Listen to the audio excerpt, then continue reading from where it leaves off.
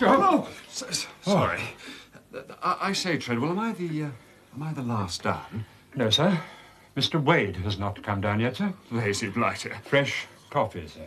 Oh, well done, Treadwell.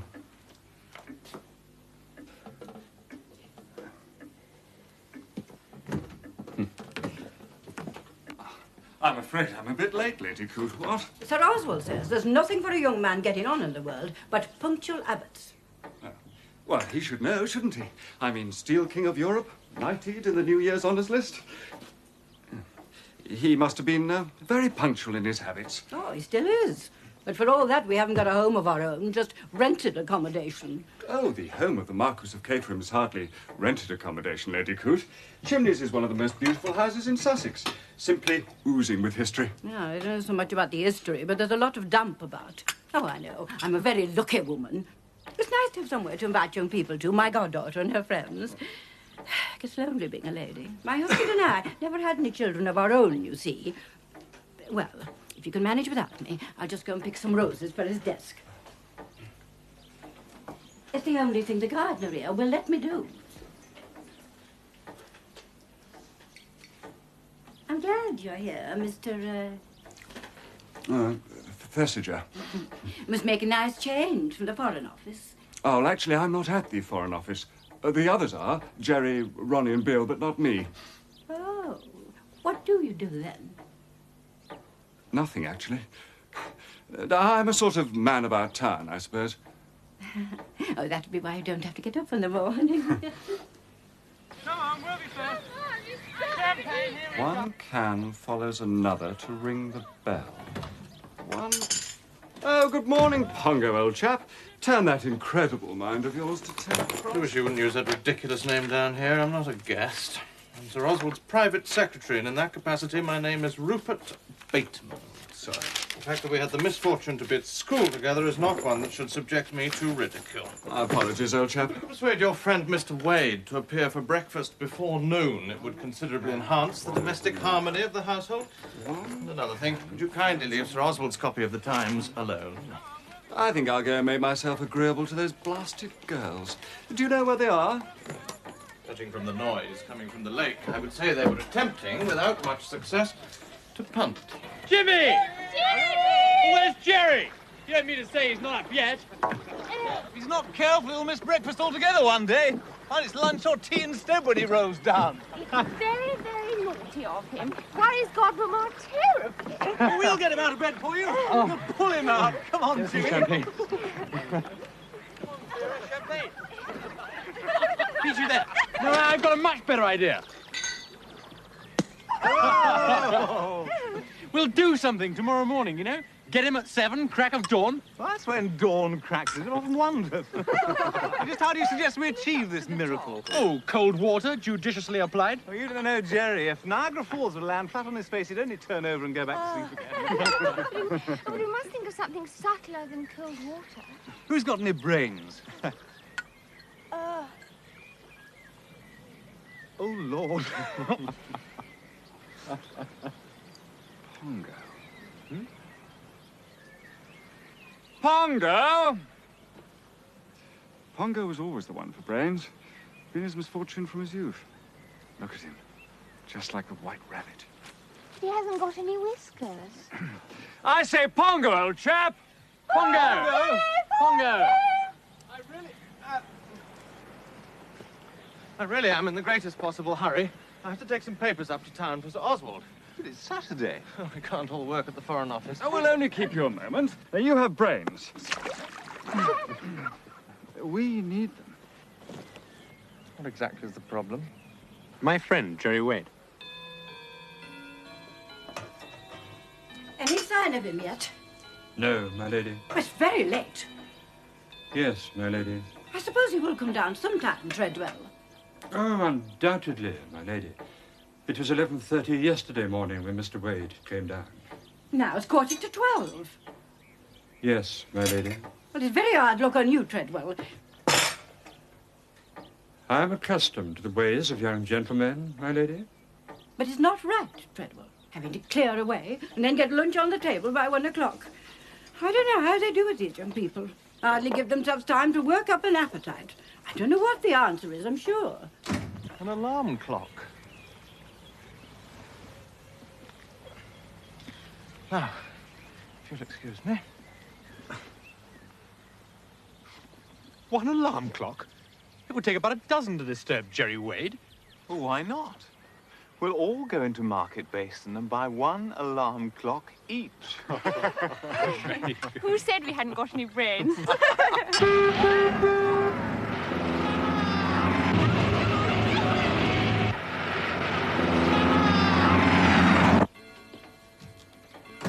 Morning, Mrs. Lady Coon. Where are the others? Punting. On the lake, I believe. It's rather early in the morning for punting, isn't it? Not so very early in the morning. I'm afraid I was a bit late in coming down. It is extraordinary, but wherever I happen to be staying, I'm always the last one down. Very extraordinary. I don't know why it is. I can't think I'm sure. Why don't you just get up?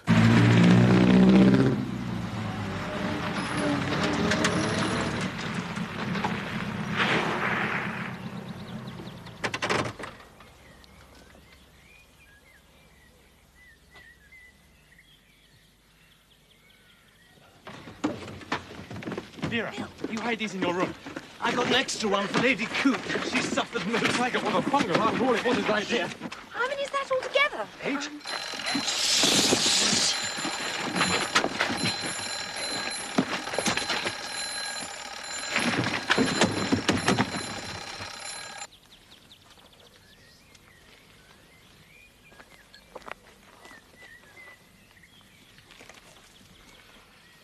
Well, that ought to wake him. Come on. Tintinabulation. 10 across. One can follows another to ring the bell. Not now, Jimmy. There's a good chap.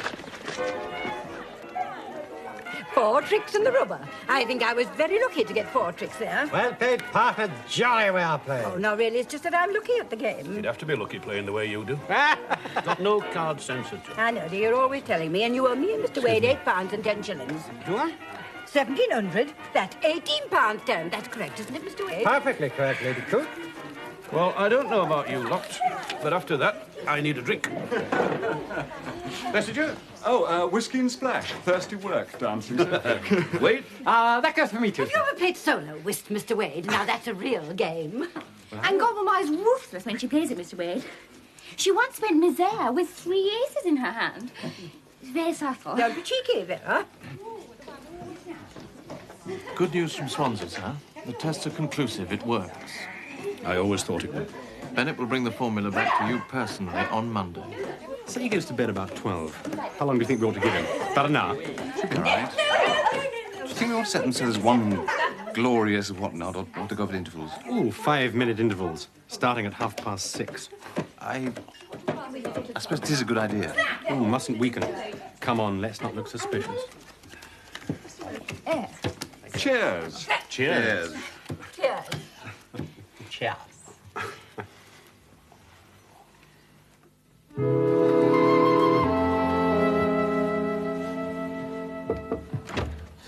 I thought he'd never put his light out, but I put my head round the door and he's sound off. How about it? Where's Bill? Getting the girls. Clocks.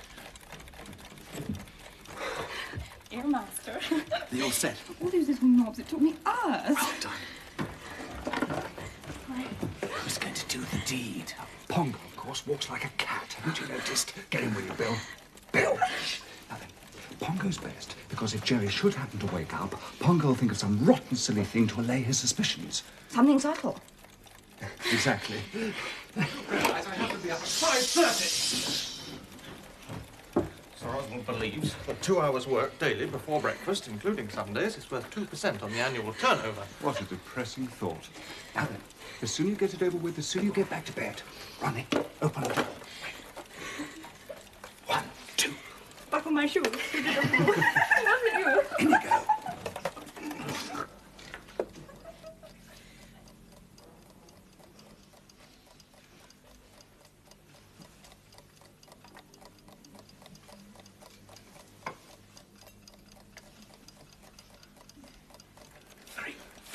Look at the door.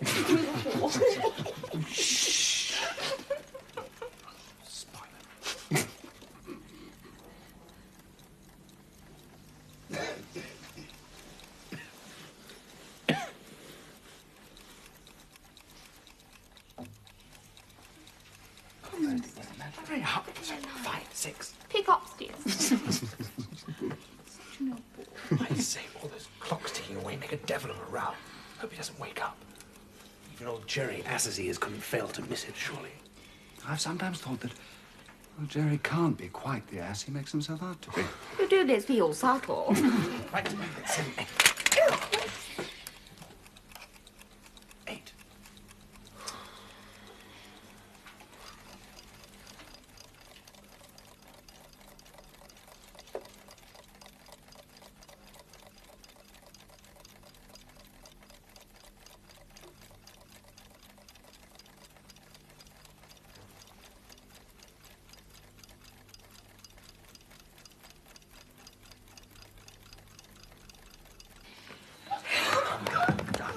Can I go back to bed? I think we'd all better get back to bed. And remember, up early, everyone. Don't want to miss the fun. Ew, sorry.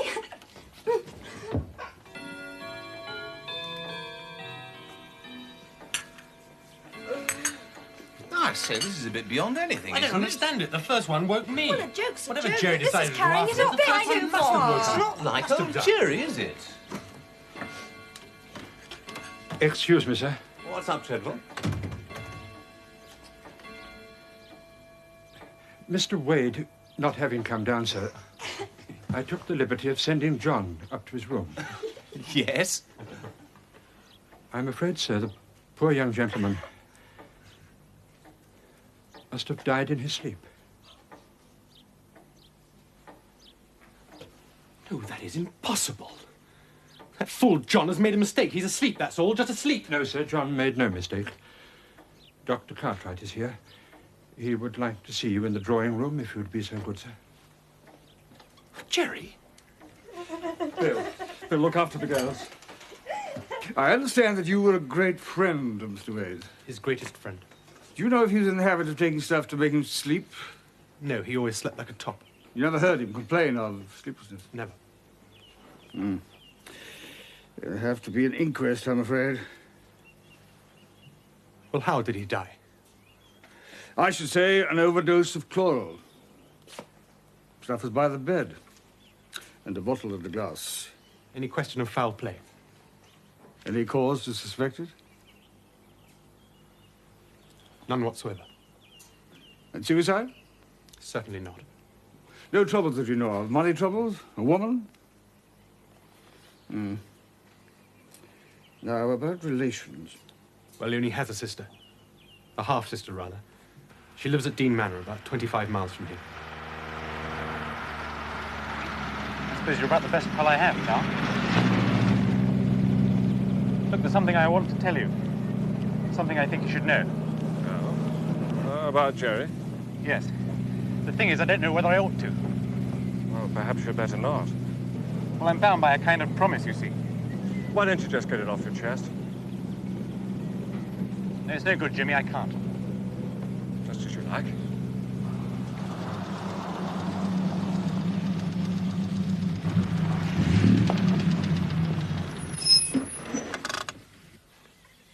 What's she like? This girl, Gerry's sister.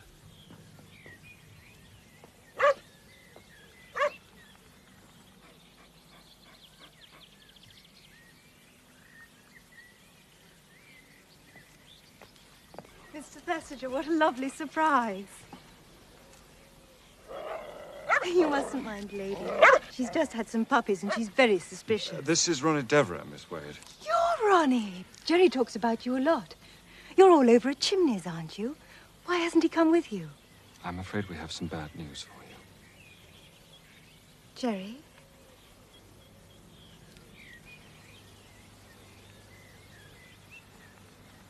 He's dead.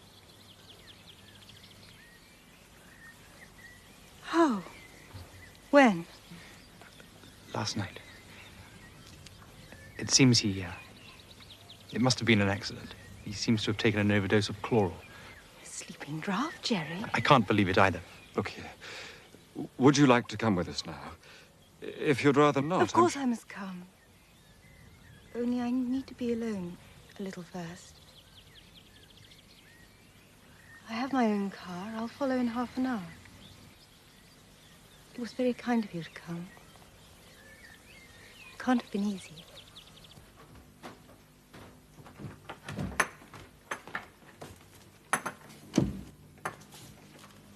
I've been in to see him. Are you going in? Oh, I don't think so. I think all his friends should. Why? It's a sign of respect. Very well.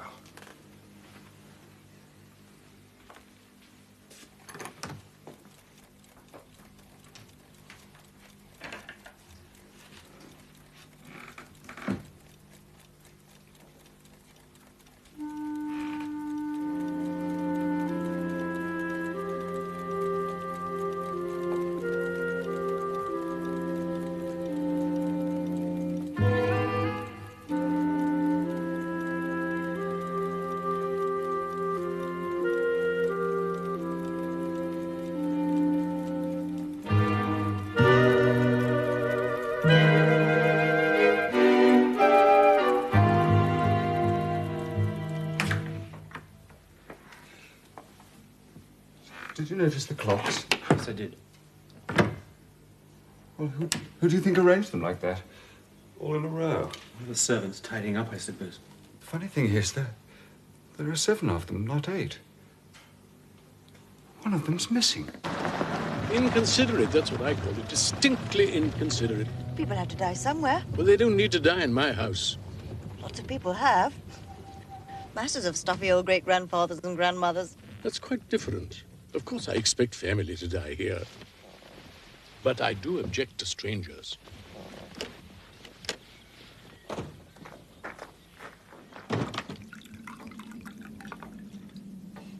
You know, I appreciate getting back to Treadwell more than I can say. That man studies my comfort in the most marvelous manner. I met Gerry Wade once. He was a friend of Bill's. You'd have liked him, Father. No, I shouldn't. Don't like anyone who dies in my house on purpose to annoy me. What happened to the inquest, you know? Death by misadventure. Oh, they had to show some consideration for the sister's feelings, I suppose. Was there a sister? Yeah, half-sister, I believe. She was much younger. Old Wade ran away with her mother. He was always doing this sort of thing. No woman ever appealed to him unless she belonged to some other man. Well, I'm glad that's one bad habit you haven't got. Oh, by the way, not nervous, are you? That fella died in your bed, you know. My bed? Yours. Why did he have to die in my bed? Just what I said. Damned inconsiderate. Everyone damned inconsiderate nowadays. Well, not that I mind. Why should I? I should mind very much. I should dream of things, you know. Yeah. Spectral hands and clanking chains. Well, Great Aunt Louisa died in your bed. And when you don't see her spook hovering over you. I do sometimes. Especially after lobster. Well, thank heavens I'm not superstitious.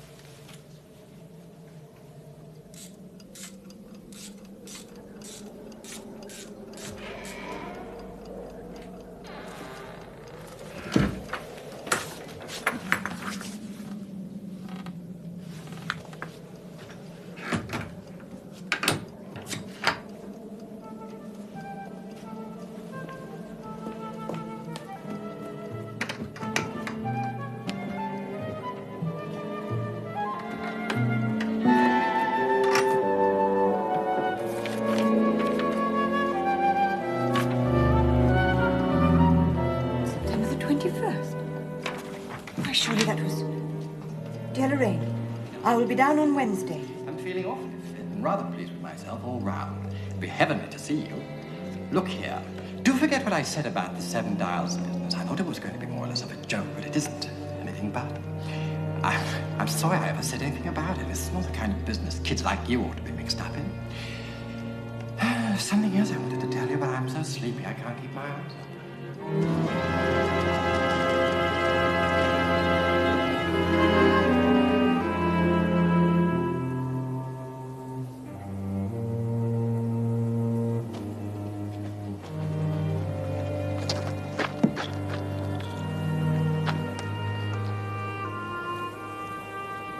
All I'm saying is please be careful. Me? Why? Look, there was something worrying Gerry. Not the kind of thing that would make him want to... It was to do with the department. So I can't really... Talk about it. No, I understand. Sometimes Gerry'd come back here from the Foreign Office, quiet, tired. Not at all the kind of person he went around pretending to be. He couldn't talk either. We'd walk the dogs. In the evening we'd read, play music. He'd go back to London feeling better. You were very close, weren't you? We'd both of us had rotten childhoods. It brought us together, I suppose. Lorraine, I know this is not the time. Not after what you've been through in the past few days. But I'm not going to rest until I find the devils that killed Gerry. Killed him? And when I've done that, may I come back? Yes, of course.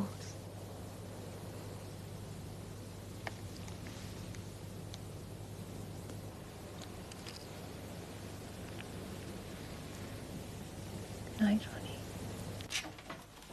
Father, I'm going up to town in the Delage. Can't stand the monotony down here any longer. Well, we only came home yesterday. I know.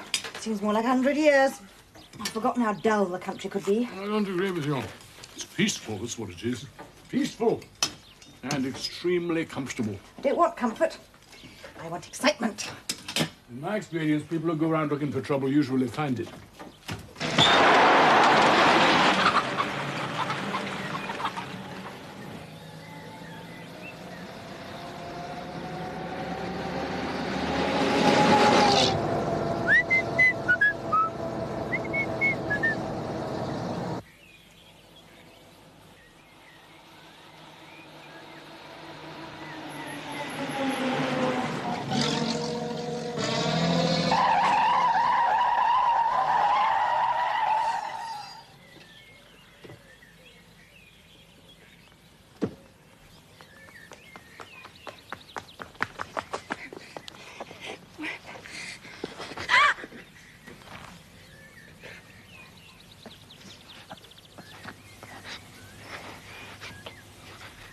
Dials.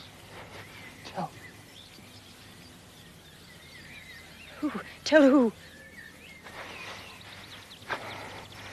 Tell.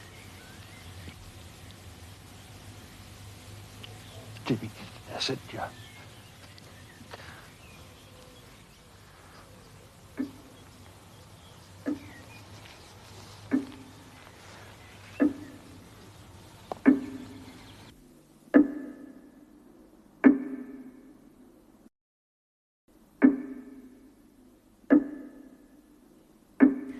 Shot?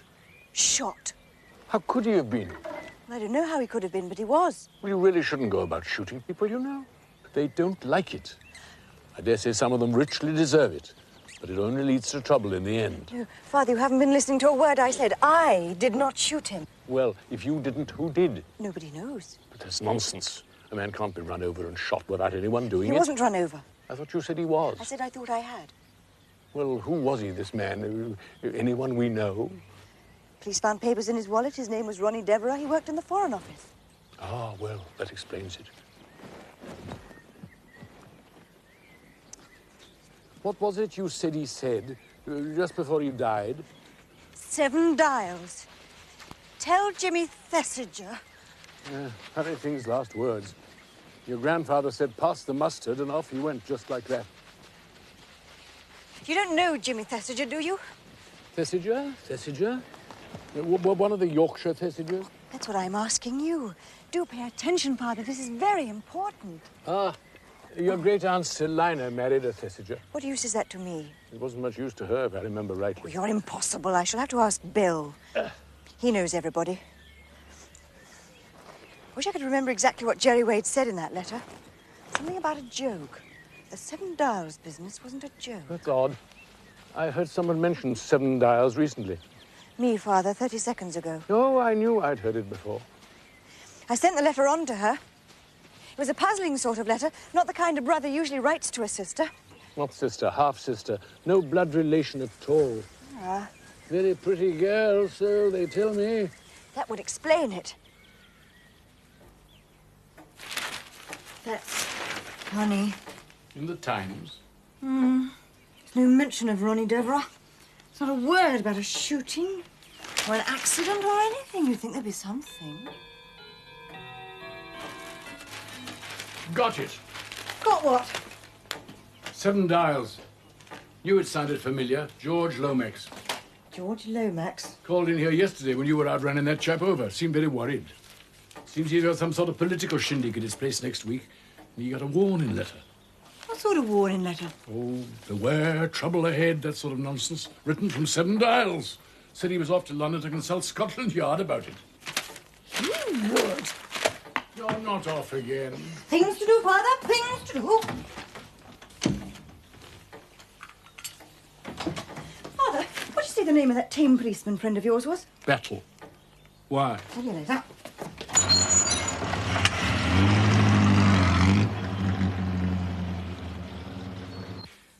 A young lady, sir, has called to see you. Oh, don't be a fool, Stevens. It's the middle of the night. No, sir. It is 11:30 o'clock in the morning, and a young lady has called to see you. Do you know why, Stevens? I couldn't say, sir. No, I suppose you couldn't. Yeah. Do you think I ought to get up and see this lady? Yes, I suppose I better. She didn't give her name? No, sir. Well, what's she like, Stevens? The young lady, sir, is most undoubtedly strictly comme il faut, if I may use the expression. You may use it, Stevens. Your friend's pronunciation, if I may say so, is extremely good. Much better than mine. I'm gratified to hear it, sir. I have lately been taking a correspondence course in French. Have you really, Stevens? You're a remarkable chap. Oh, run my bath, would you, and see the young lady has a pot of tea and the morning paper? If you will wait in here, miss.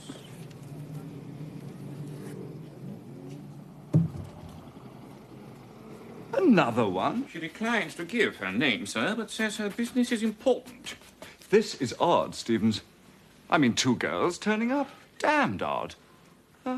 What was I up to last night? I mean, what time did I come home? Just upon 5 o'clock, sir. Nothing more. Well, I suppose I better go and face the fair unknowns. If I might suggest, sir, not in our stockinged feet. Oh, really, Stevens? I say, I've only just thought. Are you by any chance Lorraine Wade? How clever of you to know. I've only just realized you're in mourning. I'm terribly sorry. I'm Bundle Brent. You've sent me Jerry's letter. That's what I've come to see Jimmy about. I tried to get hold of Ronnie Devereux. He was Jerry's best friend, you know. But they say he isn't there. He's dead. I'm terribly sorry. Dead? He was shot, I'm afraid, yesterday. That's why I've come to see you. Well, Ronnie. Shot? Just before he died, he tried to say something. It was a message to you. He said, 7 Dials, tell Jimmy Thesiger. 7 Dials? It was in that letter. Bundle found it in her desk. She kindly sent it on to me. Bundle? Lady Eileen Brent to Jimmy Thesiger. It's what my friends call me, sorry. Bill Eversley gave me your address. Oh, yes, of course. It's that bit there. Do forget what I said about the 7 Dials business. What was it he wanted you to forget? I'd opened a letter of his by mistake. It had some address of the 7 Dials at the head of it. I realized it wasn't for me, so I put it back in the envelope without reading it. Gerry didn't seem to mind much. He laughed. He asked me if I'd ever heard of the mafia, and then said, wouldn't it be queer if a society like that started here in England? I'm beginning to see. The 7 Dials must be the headquarters of some sort of secret society. Gerry knew that if that society suspected you had any knowledge of its activity, you'd be in danger. That's why he was so anxious you should forget what he told you. And he was quite right. Now, look here. You've done your bit. You've delivered Ronnie's message. It's different for me. I was Ronnie's pal. Oh, for God's sake, you keep out of it. You and Bundle. Do you think for 1 minute I'd keep out of it? Someone killed my brother. Killed? Do you think it was murder? Ronnie did. He was sure of it. When did he tell you this? The night before last, he took me out to dinner. And yesterday, somebody shot him. Now, will you please understand? Why should anyone want to kill Gerry Wade? Well, I could make a shrewd guess. Gerry spoke excellent German, didn't he? Perfect. I think in reality, Gerry was pretty high up in the Secret Service. After all, he was at the Foreign Office. And I remember saying at Chimneys he couldn't be quite the ass he made himself out to be. He wasn't. And if you're right... And the thing's bigger than we thought. This Seven Dials business isn't merely criminal. It's international. Codders. What? I knew there was something I'd forgotten. Codders. George Lomax, His Majesty's Under-Secretary of State for Foreign Affairs. Ronnie's boss. And Bill Eversley's. Well, Codders is having some sort of political shindig next week, and he's had a warning letter from Seven Dials too. Now, what do you think that points to? Something's going to happen, Well, that's what I think so. Someone's got to go. Agreed. Do you think I could work it through Bill? He's bound to be there as Codder's right-hand man. Rich young man interested in politics, anxious to stand for Parliament, you mean that sort of thing? Might work. Too bad you can't be there. Don't be too sure. What about me? Oh, you're not in on this act. I'm just to go and wait. I knew you'd understand. Three of us forcing our way in might look rather suspicious. You do see that, don't you? I suppose so. Then it's settled. You do nothing. Superintendent Battle. Could you give me a list of secret societies that have their headquarters in Seven Dials? Strictly speaking, Lady Eileen, there's no such place as Seven Dials nowadays. Most of it was pulled down and rebuilt. All the same, I should very much like to know what put that neighbourhood into your head. A man was shot yesterday. I thought I'd run over him. Sir Ronald Devereux. Ah, you know about it. Why was there nothing about it in the papers? It'll be in the papers tomorrow. Playing for time, are you? It'll be in the papers tomorrow. When he was dying, he mentioned the Seven Dials. Thank you. I'll make a note of that. Leave it all to you. We are the professionals. And I'm only an amateur. Well, I mayn't have your professional skill and knowledge, but I have one advantage over you. I can work in the dark. Of course, if you won't give me a list of your secret societies... Come now, Lady Eileen. I never said that. You should have a list of the whole lot.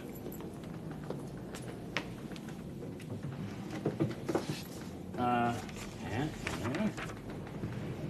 Blood Brothers of St. Sebastian, the Wolfhounds, the Comrades of Peace, the Friends of Oppression, Children of Moscow, the Herrings, Comrades of the Fallen, half a dozen more.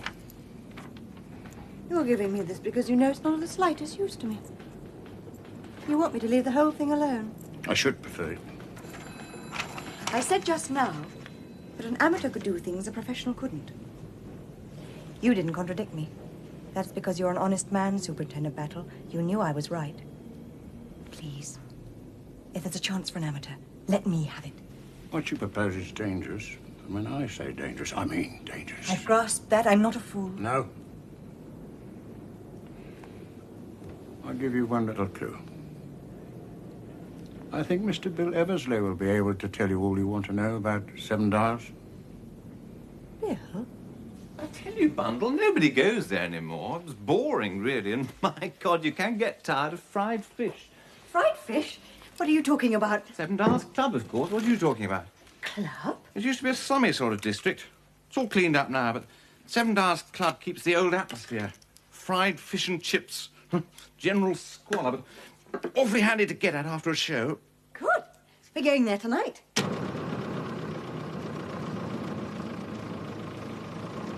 What I want to know is why you're so unwilling. Willing? Painfully so. What's the guilty secret? No guilty secret. It's just such an awfully mixed bunch.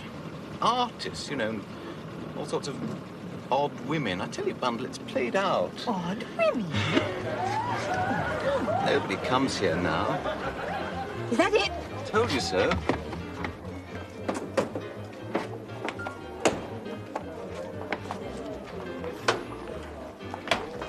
I've had enough. Oh, sorry.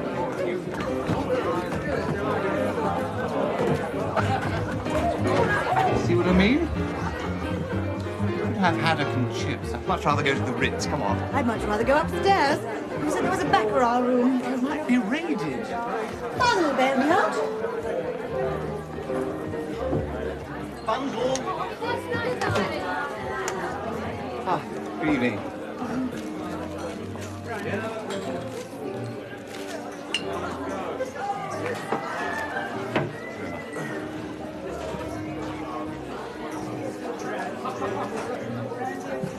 It's Alfred, isn't it? Used to be footman at Chimneys. Yes, ma'am. Well, how are you, Alfred? Nicely, thank you, your ladyship.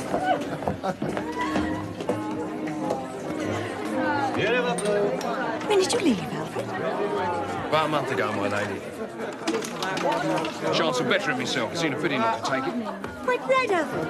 Quite right. Uncle, come on. Thank you.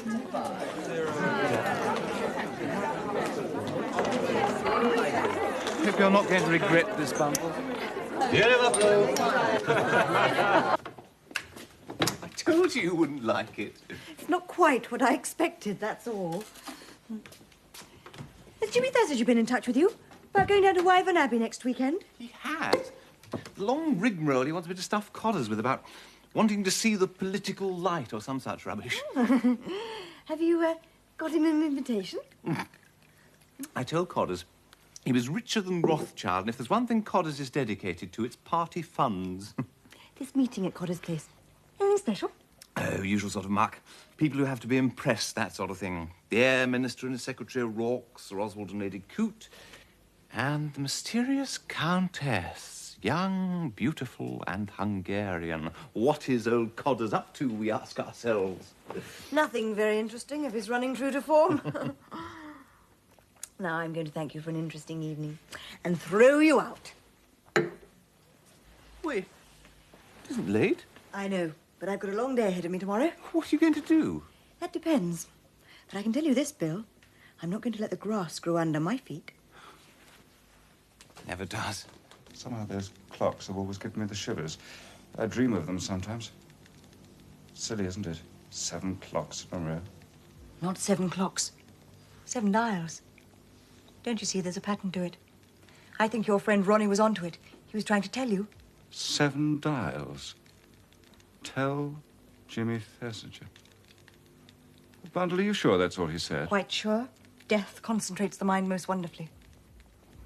It's the inquest tomorrow. I'm a witness. Well, may I come with you? Last respects and all that. I'd be glad of the company. Gerry Wade.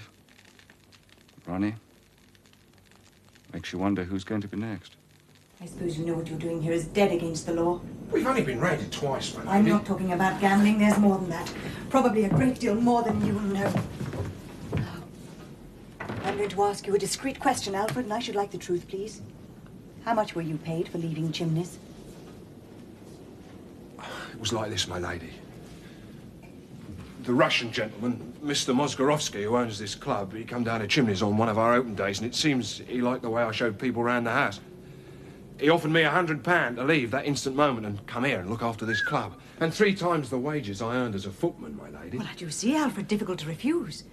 But did he say who was to take your place at Chimneys? Mr. Mozgorovsky knew of a young chap, been in good service and ready to come any minute. So I mentioned his name to Mr. Treadwell and everything was settled pleasantly. You don't want to be sent to penal servitude, do you, Alfred? Oh, Lord, my lady, you don't believe I want to help you, Alfred, and if things go wrong, well, I'll put it in a anything word I for can you. do, my lady. I should be only too pleased. Right. I mean, I would anyway. I want to go over this place from top to bottom. Hey.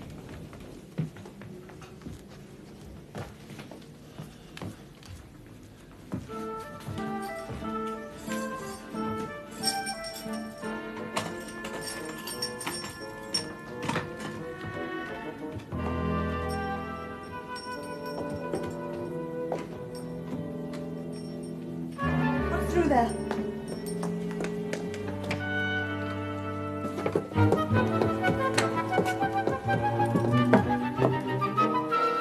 What's in here? That's used as a getaway, your ladyship.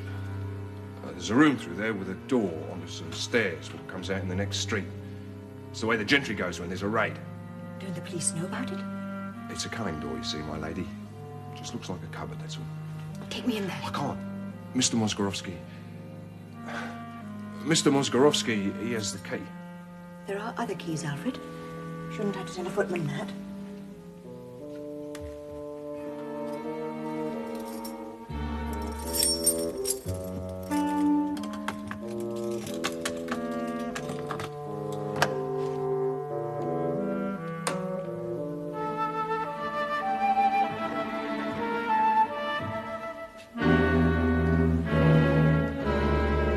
That's the escape route, my lady. It's locked. There's only one key unlocks that door. Truly. Highly ingenious, that is. Looks all right when it's open. Shelves, ledgers and that. Nobody'd ever suspect. But you touch the right spot and the whole thing swings open.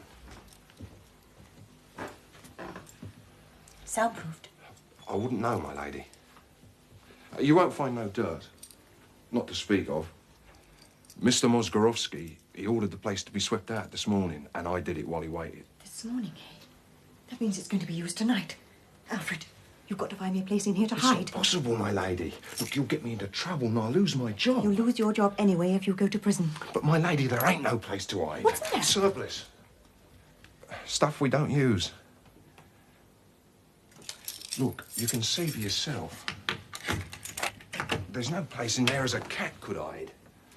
Alfred, get a large tray and carry all this lot downstairs. Quickly, there's no time to lose. But, my lady, you can't. It's getting late. The cooks will be here any minute. Then don't waste time talking. You need a large tray and a brace and bit. And 2 dry martinis.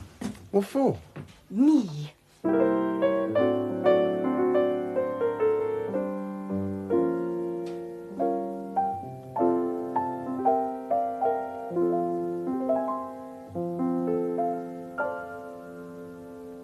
Shouldn't you be doing your homework? Oh, a chap can only concentrate for so long.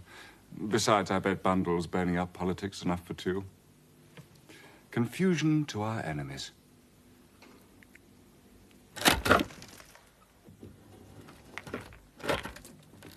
It's a bit of a tight fit. Alfred, shut the door and let me see what I can see.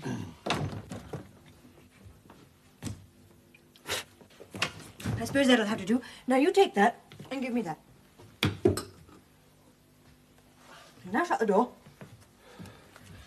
But, my lady, they'll find you if they open the door. They won't open the door because you're going to lock it and take away the key. And if by chance Mr. Mozgorovsky should ask for the key... Tell him it's lost. But, my lady, you'll be taken bad. You'll faint. I never faint. Now lock me in.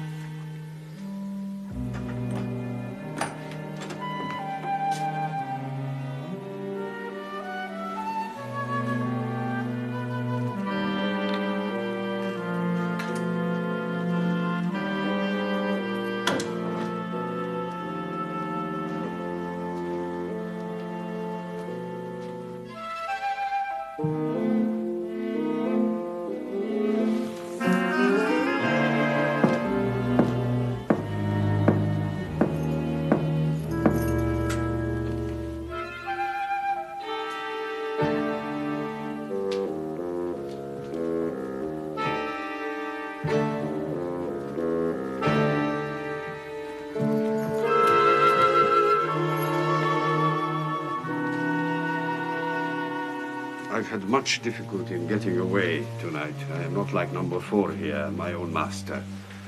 1 o'clock's being a great success. I congratulate you on taking the risk. Unless one takes risks. Where is the mysterious number 7, then? Aren't we going to meet him tonight, either? I'm beginning to believe there's no such person. I should not advise you to think that, my friend. I agree with number 1. Where is our president? He who called us into being, why do we never see him? Number 7 has his own ways of working. So you always say. And I will say more. I pity the man or woman who comes up against him. Now shall we get on with our business?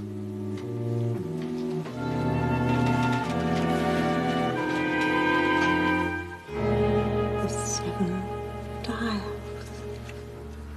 First, to our absent comrade number 2. I wish he could have been with us tonight. There is danger. Grave danger. Number 3, you have the plans of White Run Abbey. Yes, sir.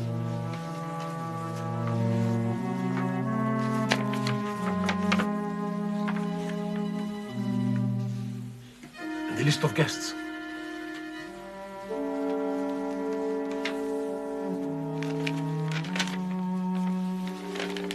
Sir Stanley Digby, Mr. Terence O'Rourke, Sir Oswald and Lady Coote, Mr. Bateman, Countess Ratsky, Mr. Eversley, Mr. James Thesiger. Who is Mr. James Thesiger? Usual complete young ass. I see. I suppose there is no doubt whatever of the value of Eberhard's invention. None whatever. Commercially, it should be worth millions. And internationally, well, one knows only too well the greed of nations. A veritable gold mine. Well worth a few lives. You've all seen the plans. You've all agreed to the original scheme. Good. By the way, I hear something about a letter of Gerry Wade's that has been found. A letter that mentions this organization. Who found it? Lord Caterham's daughter, Lady Eileen Brent. Power should have been onto that. It was very careless of him. Who was the letter written to? His sister, Evelyn. Unfortunate, but it cannot be helped now. There is just one last thing to be said. A message from number 7. Wyvern Abbey may be our last chance. If we do not achieve our object there, the opportunity may not repeat itself. So, comrades, I must ask you to pledge yourselves, your skills, and if necessary, your lives to that which number 7 has asked of us.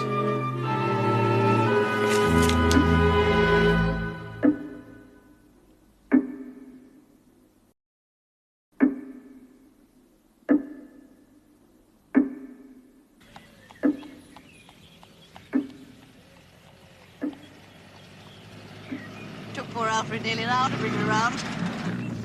Cramp was the worst. Bandley just isn't the sort of business for a girl to get mixed up in. But look what I found out. Yeah, it wouldn't have done you much good, would it, if they'd found you out?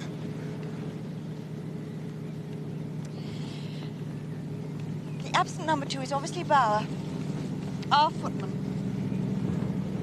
He'll probably be unfrocked or unclocked or whatever it is you call it, for not spotting that letter. Very careless of him. I shouldn't be at all surprised if he wasn't the one that murdered poor old Gerry Wade. I wonder if they'll ever find out. The German inventor's name was Eberhard? Eberhard? Yes. Why? Well, it's just coming back to me. Eberhard had a patent process he's applied to steel. Something that toughens a wire so much that it becomes as strong as a steel bar. His idea was that the weight of an aeroplane would be so enormously reduced that the cost of flying would be revolutionized. He offered his invention to the German government, but they didn't believe it had worked, so they turned him down. So now he's offering it to our government. They're taking Sir Oswald Coote's expert opinion on it. That's what this meeting is all about. Nothing to do with politics at all. That's just a cover. They're going to discuss Eberhard's plans or process or whatever it is. I think formula's a good word. And Eberhard's formula will be at Wyvern Abbey, and the 7 Dials are out to steal it. The Russians said it would be worth millions. I suppose it would be. Well, worth a few lives. That's what the other man said. And you say they knew about my being there? Yes. The American said not to worry. You were only the usual kind of ass. Ah, I'm glad you told me that. Gives me what you might call a personal interest in the case.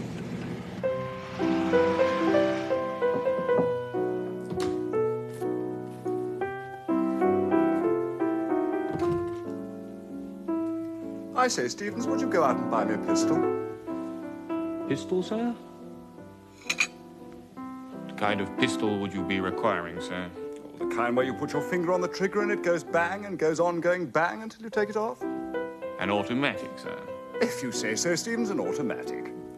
Oh, and I should like it to be a blue-nosed one.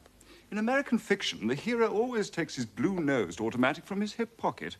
If you say so, sir.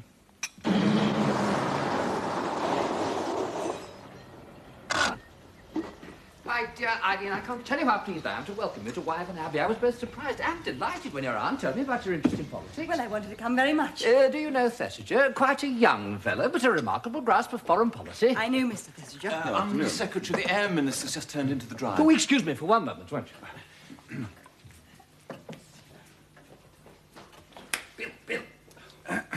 Look here, you mustn't be angry, but I've just told Bill about our little stunt. Bill?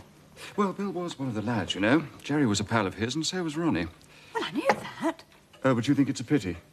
Sorry. It's not that. It's he's all right, but Bill's a born blunderer. Not mentally very agile. But you forget one thing. Bill's got a very hefty fist, which might come in handy. Oh, well, perhaps you're right. How did he take it? Oh, he clutched his head a lot. I mean, the facts took some driving home. But by repeating the thing in words of one syllable, I eventually got through. And now he's with us to the death, as you might say. Lady Eileen, may I present the Air Minister, Sir Stanley Digby, Sir Stanley, Lady Eileen Brent. Delighted to meet you, Lady Eileen. That is Mr. Terence Alexander, Sir Stanley's personal assistant. How do you do, Mr. O'Rourke? And Mr. James Thesiger. How do you do?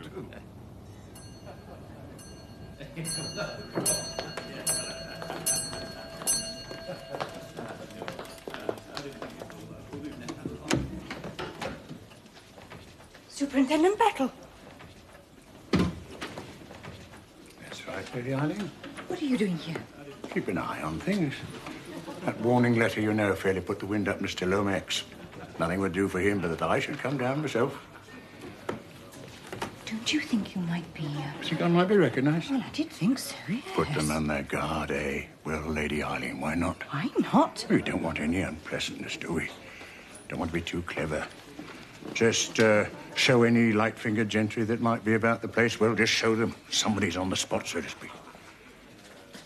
It's a great mistake to be too clever. The great thing is not to have any unpleasantness this weekend.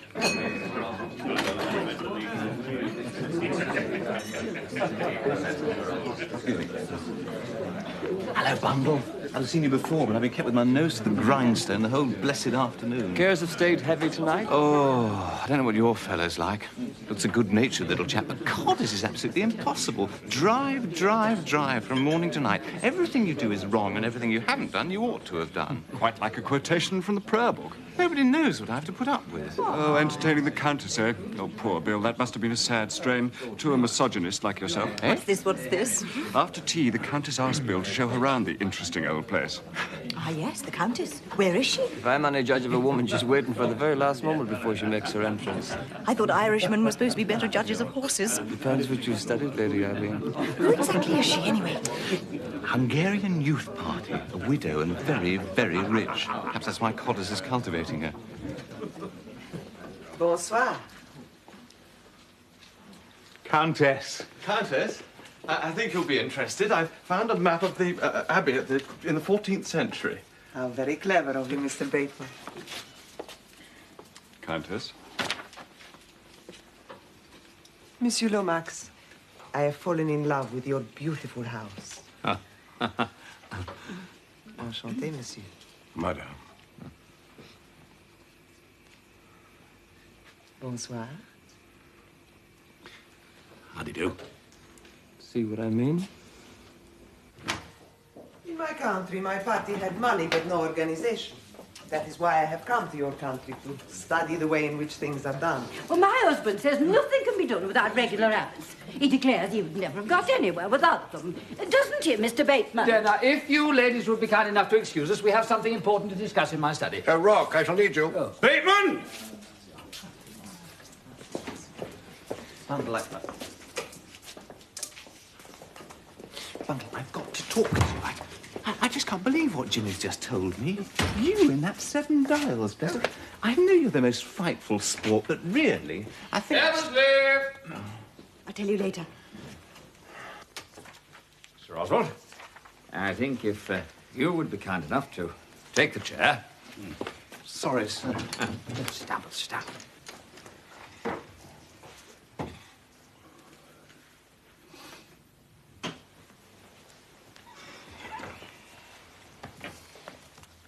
Sir?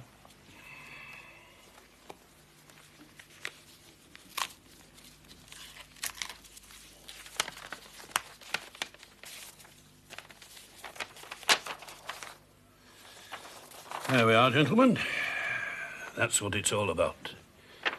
The Eberhardt formula. It works. It most definitely works. That piece of paper's worth a fortune to somebody.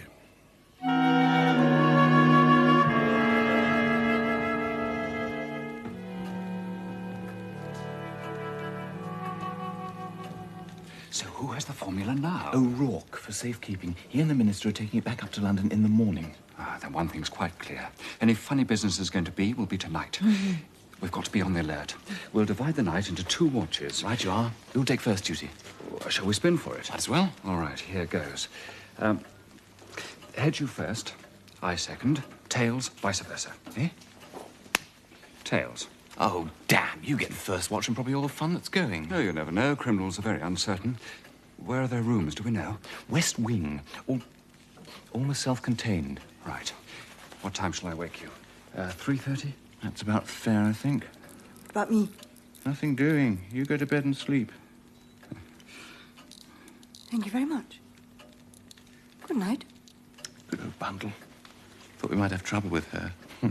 You know how keen she is to be in everything. I thought you took it wonderfully. Yeah, so did I. It staggered me.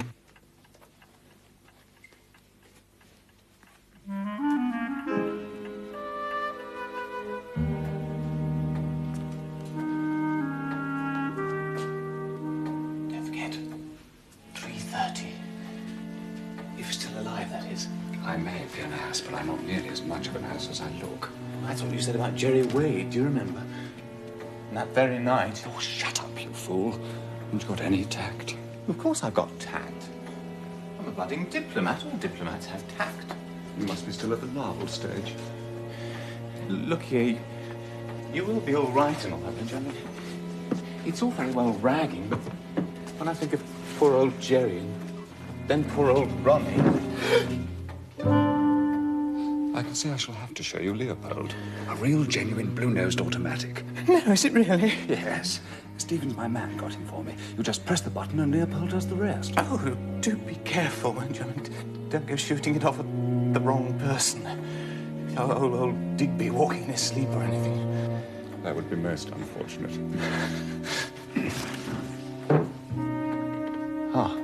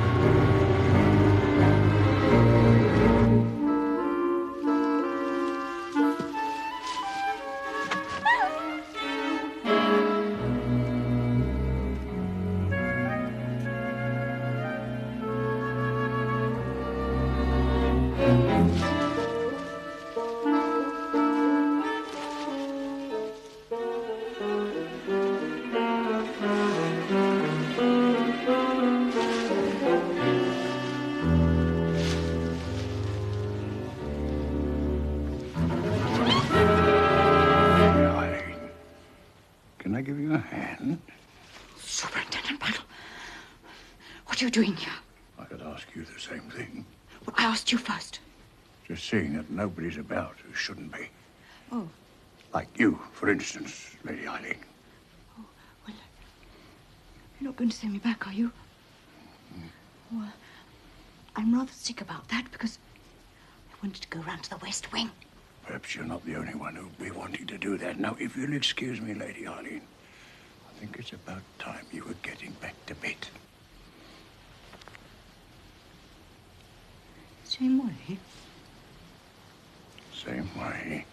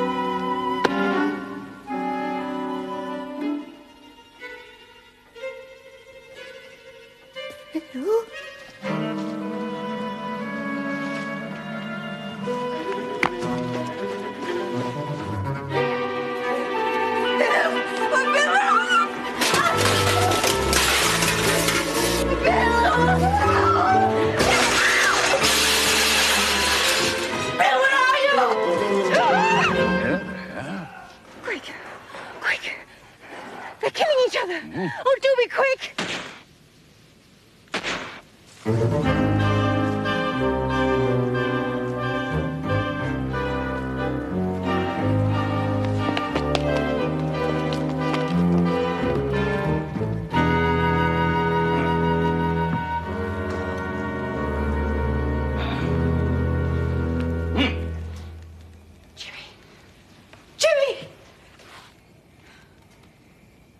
Dead.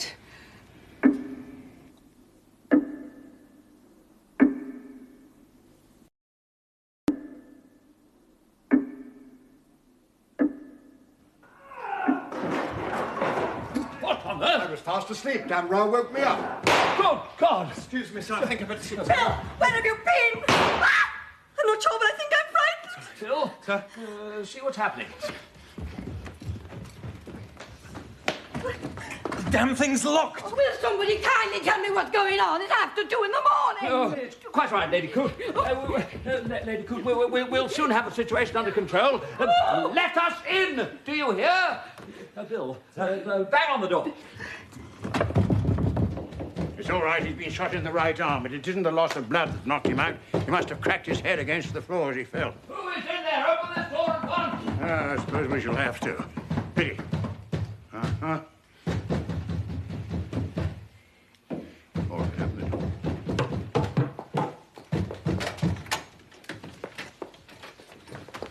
Superintendent! What's Jimmy. going on? What is all this? God, old Jimmy. Oh, poor boy. He Lady ran. Coote, do you think you could help me his arm? Battle, what has happened? It's all right.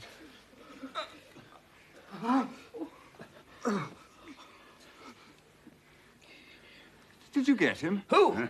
The man who climbed down the ivy. I was standing by the door there, grabbed him, and we had a set to. Oh, it is probably some nasty murderous cat burglar. I'm afraid we made rather a mess of things. Where's Leopold, the pride of the blue-nosed automatics? This? Oh, that's him. How many shots have been fired? One shot. I'm disappointed in Leopold. I couldn't have pressed the button properly, otherwise it'd have gone on firing. Who shot first? Well, I did, I'm afraid. You see, he twisted himself out of my grasp and was heading for the window. So I closed my finger down on Leopold and let him have it. That's when he turned and fired at me. After that, I suppose I must have taken the count. My God, Lomax, you don't think they've got away with it? I'm afraid they have, sir. When the disturbances began down here, I ran straight to O'Rourke's room. It was locked. Yours wasn't, sir. There's a communicating door. He's heavily drugged, and the formula's gone. Battle, I left all the arrangements to you. If those papers have fallen into the wrong hands... In point of fact, sir, they fell straight into this young lady's hands, if you'll excuse me.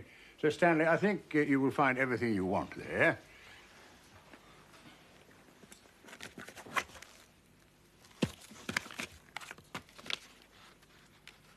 My dear young lady, we are infinitely obliged to you. Yes, indeed. I'm afraid I don't know who you are. Oh, this is Miss Wade, Mr. Lomax, Gerald Wade's sister. Superintendent, wouldn't it be wise to send for a doctor? That's very thoughtful of you, Pongo. Mr. O'Rourke is unconscious. Phone to Dr. Hodson. Bill, let's go and see if we can do anything for him until the doctor gets... Perhaps I could do something. Oh, that's a very motherly woman. Very motherly woman. Now, I wonder... Don't stop there, I Superintendent. was wondering where Sir Oswald Coote might be. Picking up rubbish from the lawn. Now, what's been happening? Attempted robbery, sir. You mean the formula's safe? Mm-hmm. Well, then, this must have been thrown down by one of the thieves as he took to his heels. I've handled it very carefully. Thought you might want to examine it for fingerprints. You think of everything, Sir Oswald. What I can't understand is why nobody pursued this thief. It wasn't until we heard Mr. Thesiger's story that we knew there was anyone to pursue. He must have leapt for it as soon as he fired the shot. Then why wasn't a search organised? My men were told to hold anyone attempting to leave the grounds. And yet they haven't done so. And yet they haven't done so. Are you telling me all that you know, Superintendent? All that I know? Yes, Sir Oswald. What I think is another matter. And what do you think, Superintendent? For one thing, sir, I think there's far too much ivy about this place. Oh, excuse me, sir. You've got a bit in your coat here. Far too much ivy. It complicates things. Excuse me, Superintendent. Oh, there you are, Sir Oswald. Lady Coote's just discovered that you're missing. She's terribly upset. She thinks you've been murdered by the thieves. My wife is an incredibly stupid woman. That's an extremely competent young man. What's his name? Bateman? Rupert Bateman, commonly known as Pongo. I was at school with him. Bold left arm, deadly serious, no sense of humour. That's a pity. Gentlemen who have no sense of humour get to taking themselves too seriously, and that leads to mischief. Superintendent Battle, Yes, Lady Eileen? don't you think it very odd that Sir Oswald was wandering about in the middle of the night in the garden without explaining himself? Sir Oswald's a great man. A great man always knows better than to explain unless an explanation is demanded. But what I should like to know is just how Miss Wade happened to arrive on the scene so pat. Very convenient. She ought to be ashamed of herself, hoodwinking us all as she did. Why should I be kept out of it? I never meant to be. And when you rang up and said there might be danger, I was more determined than ever. So I just came over here to see what was going on. And I was looking around me when, plop, Something suddenly fell right at my feet. The packet, Miss Wade, I think was deliberately thrown down to you. Also, I believe. To me? Well, to the person the thief thought you were. This is getting very involved. Superintendent. One moment, please, Lady Eileen. When you came into the room, did you turn the light on, sir? Yes. Superintendent. If you please, Lady Eileen. Was there anyone in the room? No one at all. Well, there is now. I say. Water. One moment, Lady Eileen. Let me handle this. What on earth's happened? That is what I'm trying to find out.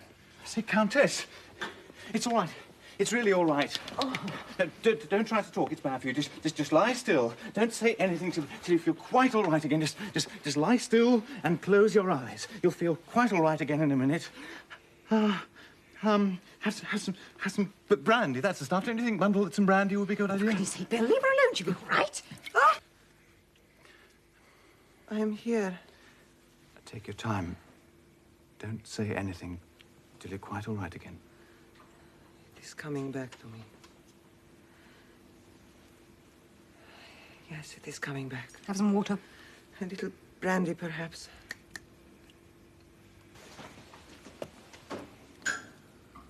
Oh. Tell me, please, what has happened? I'm hoping you might be able to tell us.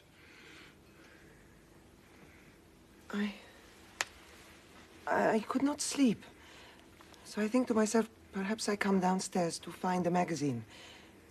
The house is very still. I come down the stairs quietly, and I come in here. Having, of course, switched on the light. No. I did not switch on the light. I had, you see, my little electric torch with me. Ah. Suddenly I hear something. A footstep.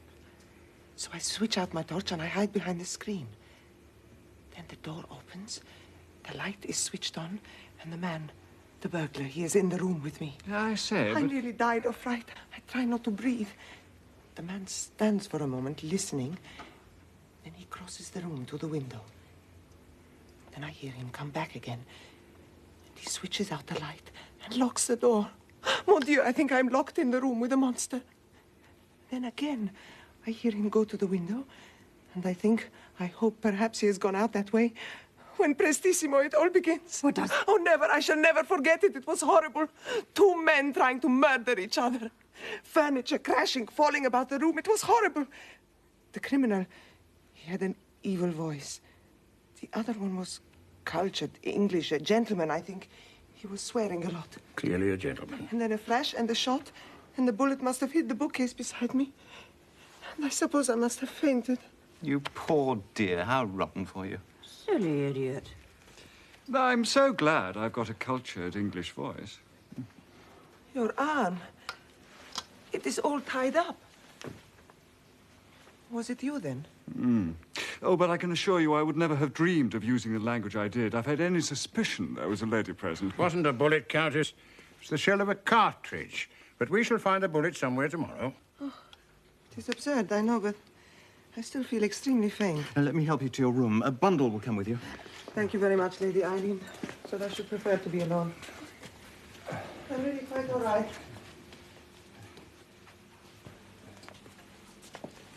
Perhaps you would be so kind as to help me up the stairs.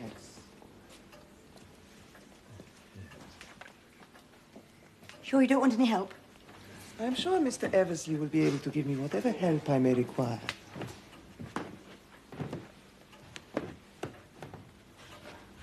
Oh.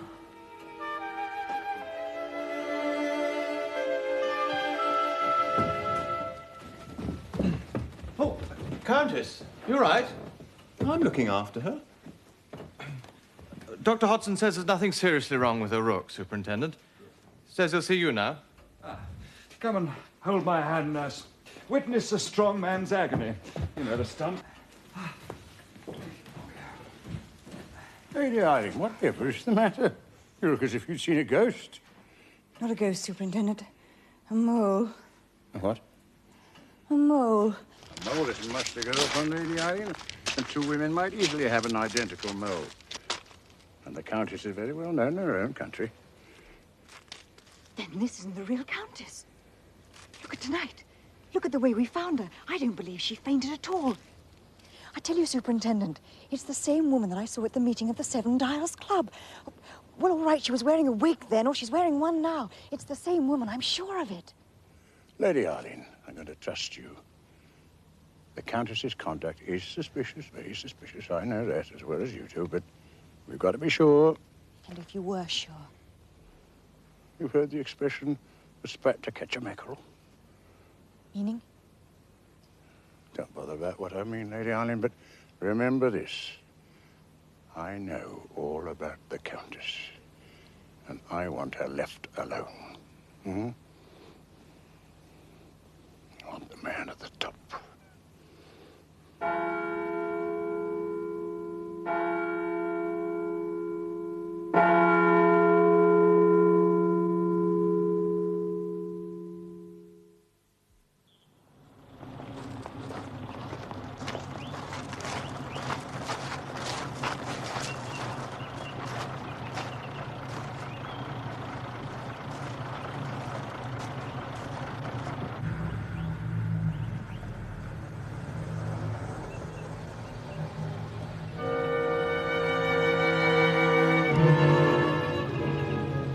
Here we have the two bullets. The larger, fired from Mr. Thesiger's Colt automatic, embedded itself in the sofa here. Now, this little fellow, fired from the Mauser 7.65, after passing through Mr. Thesiger's arm, grazed the door there, and I found it embedded in the trunk of a cedar tree. Now, as for the pistol itself... Any fingerprints? The man who handled it wore gloves, sir. Pity. The man who knew his business would wear gloves, sir. Am I right in thinking, Sir Oswald, that you found this pistol just about 10 yards from the top of the steps leading up to the terrace? Almost exactly, I'd say. Would have been wiser, sir, if you'd left it exactly where it was. I'm sorry. What is your theory of the pistol being there? I presumed it had been dropped by the thief as he ran. Not dropped, Sir Oswald. There's only one set of footprints crossing the lawn there. Your own. Well, can you be sure of that, Battle? Quite sure, sir. This pistol was thrown with some force. Made a dent in the ground.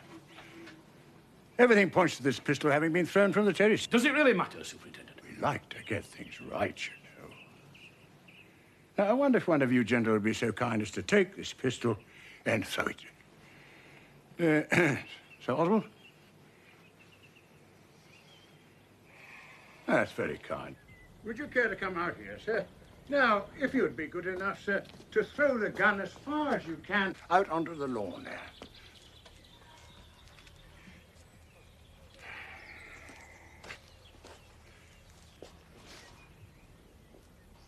Thank you, Sir Oswald. What's he up to now, I wonder? Well, I must say it was a stroke of luck your being there at the right moment. Right moment? To find the gun. And in the dark, too. I stumbled on it. I didn't sleep very well last night. That's it. Just the same sort of mark. Although, by the way, you threw it a good 10 yards further. But then you're a very powerfully built man, aren't you, Sir Oswald? I remember. I had insomnia once. Terrible experience. No, I don't suffer from insomnia. As a rule, I'm an excellent sleeper. Just last night, I felt unusually restless. I thought the night air might do me good. Well, it all seems clear enough to me. Battle, the man fires a shot, disabling Mr. Thesiger, flings away the weapon, then runs along the terrace and down the gravel path. Where he ought to have been caught by my men.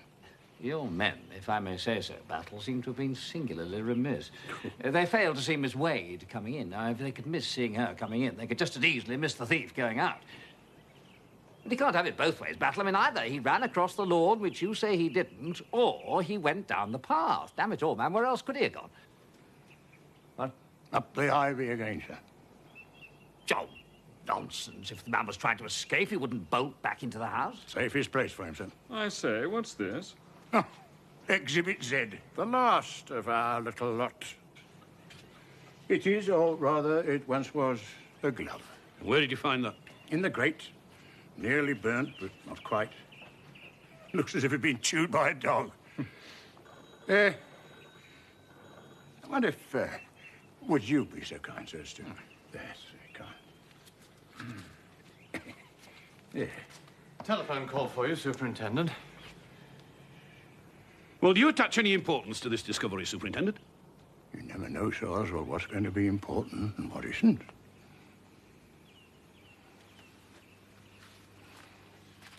Well, if you'll excuse me, gentlemen. Well, even if you're right about the Countess Bundle, she couldn't have nearly stolen the formula all by herself. She was behind the screen all the time. She says she was behind the screen all the time. Who was the man who climbed down the ivy and took a shot at me? Number 7. All right, who is number 7? I thought of coming to see you, you know. After all, we had a lot in common. You lost Gerry, who was my friend, and Ronnie. I was getting rather fond of you, you know. I thought perhaps together we might have found some reason why... What happened, happened. Exactly. What do you think happened to them, Bill? We discovered something Connected with the Foreign Office? more complicated than that. But surely if they had, they would have shared it with you. They trusted you. Ronnie got nearest to it. If only you hadn't... Someone really evil behind this, Lorraine. I know it. But you don't know. Pity my man Stevens isn't number 7. Got the brain for it. Don't be silly, Jimmy. Sorry. To tell you the truth, there's only one person I'm sure it isn't. Codders. Oh, now look what you've done. I think I'll go and have a few words with Lady Coote. What with my wound and my charming conversation, I've made a complete conquest there. What are you up to? Eileen! What do we know about number 7? He's determined. He's used to being obeyed. He has some sort of position which places him above suspicion. And he's ruthless. There's only one person answers that description. Sir Oswald. I'm going to find out more about him. Oh, my dear. Oh, my dear Eileen, you don't have to leave us, really. Well, I seem to be the centre of some very curious goings-on lately. My father's very worried about me. I think I'd better go and hold his hand. Oh, this little hand will indeed be comforting. But, oh, my dear Eileen, in these days of changed and unsettled conditions, when family life is at a premium, when the old standards are falling, it becomes our class to set an example by showing that dignity, modesty, and filial respect do still mean something. Now, I will confess, my child, my dear child, I have in the past been somewhat disappointed by your levity. I now perceive the earnest beauty of your mind, the butterfly emerging from the chrysalis. It will be a great delight to me, if I may, to help form that budding mind. I have a very interesting new work on political economy. I'll look it out now, and you can take it back to Chimneys with you. Excuse me? When you've finished it, we can discuss it together.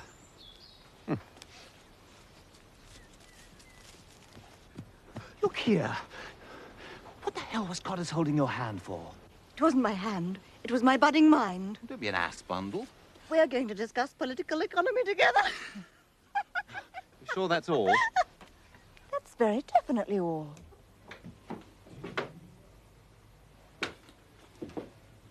Lady Coote! You know, that was an awfully jolly weekend we had with you at Chimneys. Well, it would have been awfully jolly if it hadn't been for poor old Gerry kicking the bucket like that. Jolly nice girls. I find girls very perplexing nowadays. We're not at all romantic, you know. Why, I embroidered handkerchiefs for Sir Oswald with my own hair when we were engaged. Did you? How marvellous. But I suppose girls don't have long enough hair to do that nowadays. Excuse me. Sir Oswald has sent me to tell you, Lady Coote, there's been a change of plan. Mr. Lomax has very kindly offered to let us stay on at the Abbey until the palace is ready. He's going to his club. Oh, thank you, Mr. Bateman. It'll be nice to settle for a few weeks at least. And the Abbey is a topping place. Don't you think so, Pongo? Topping? Abbeys, palaces. Sometimes I wonder where it's all going to end. You should have seen the little house we had in Yorkshire, Mr. Thesiger, when Sir Oswald was playing Mr. Coote. Oh, such a nice lounge hall and a pretty little drawing room with an inglenook.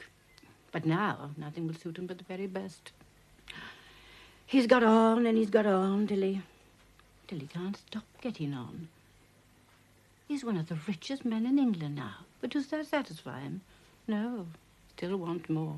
He wants to be, well, I don't know what he wants to be. I can tell you, it frightens me a little sometimes. Well, now we're here, we better make the most of it. I thought you were getting on rather well with that goddaughter of mine. Vera? Oh, she's a panic. Are you doing anything this weekend? Nothing I can't cancel. Oh, well, then I'll invite her down. And you can come too. A skeleton key, sir? All I want to know, Stevens, is where one buys them. I regret to say, sir, that for once your inquiry is beyond my cognizance. Very good, Stevens. If one might venture a comment, sir? Venture away. When I came into your service, sir, it was as a gentleman's gentleman, not as a gentleman burglar's gentleman. There has been no confusion of intent, has there, sir? None at all.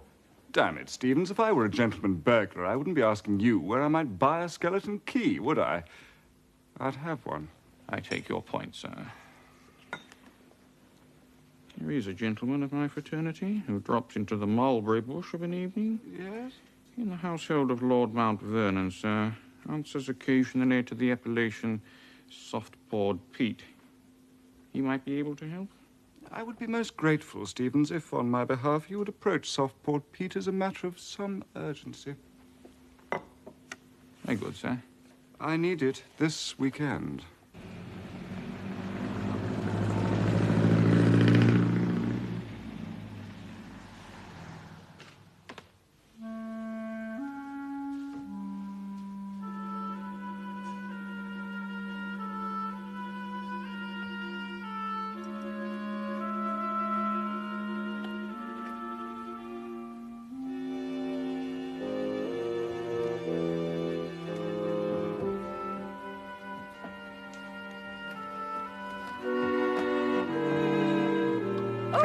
Well played, partner. Oh, I'm so sorry. It's the most confounded nuisance having to do everything with the left hand. Every child should be brought up ambidextrous. Like seals, you mean?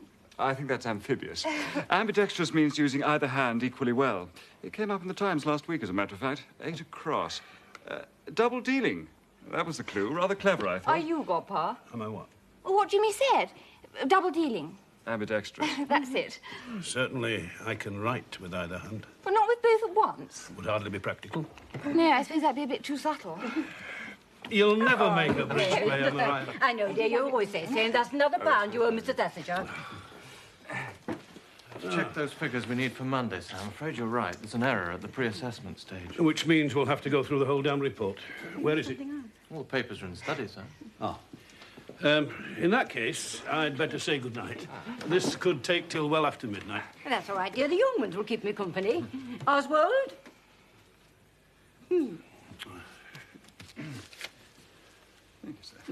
Now, what about a lovely game of German whist? Good night, all. Good night, sir. Mr. Thesiger, would you kindly close the doors? Very draughty, these old abbeys. My pleasure, Lady Coote.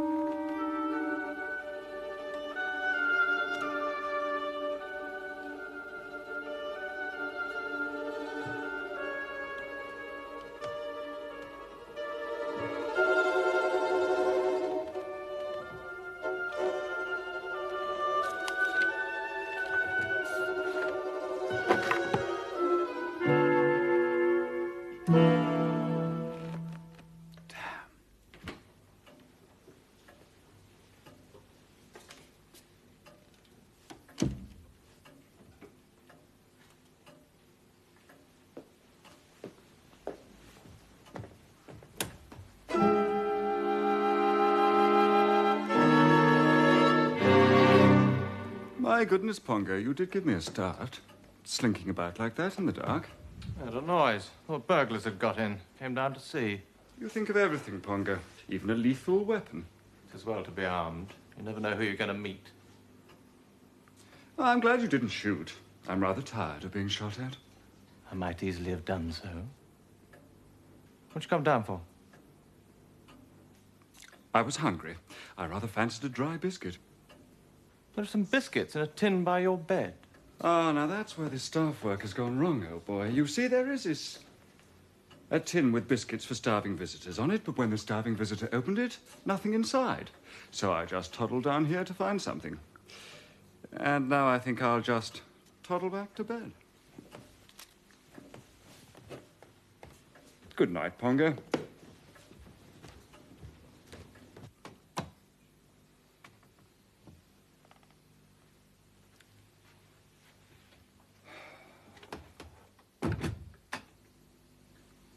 Damn.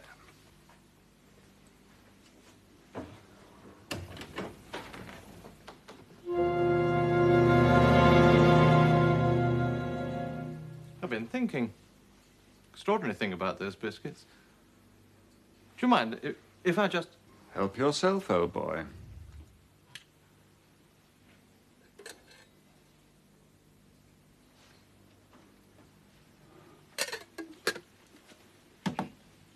Very remiss. Night.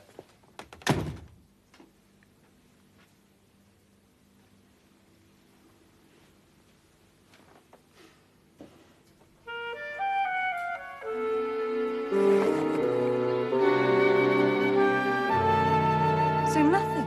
Nothing at all. Apart from this frightful attack of indigestion brought on by too many biscuits. I must say, you do seem to have been awfully clever where Pongo was concerned. There's only one word for him. Last week's crossword, 10 letters, meaning everywhere at once. Ubiquitous? But we're no nearer number 7, are we? Not yet, no. Mr. Eversley is here, my lady. Bill? Hope you don't mind. I had to collect Codder's letters from the Abbey, so I thought I'd Chosen look a better in. moment. We're having a council of war. War? Yes, Jimmy spent a thoroughly unprofitable weekend with the Coots. If Sir Oswald is number 7, there's not a shred of proof of it. You think he is? Have you got a better suggestion? Oh, I know. No, Something what? I meant to ask you, nearly forgot. Do you remember that glove Superintendent Battle found, the half-burnt one? Glove? It had been thrown on the fire. Do you remember he asked you to try it on your hand? What was left of it? Why? And Sir George and Sir Oswald were there too, weren't they? He could have asked either of them to try it on. Yes, but of he course. didn't. He chose you. Don't you see what that means? Your right hand was in a sling. By Jove, it was rather odd now I come to think of it. It being a left-handed glove, I mean, Battle never said anything. He didn't want to draw attention to it, but don't you see what it means? The man who shot at you held the pistol in his left hand. And Sir Oswald is ambidextrous. We were talking about it last night while playing bridge. Now will you understand that Sir Oswald is number 7?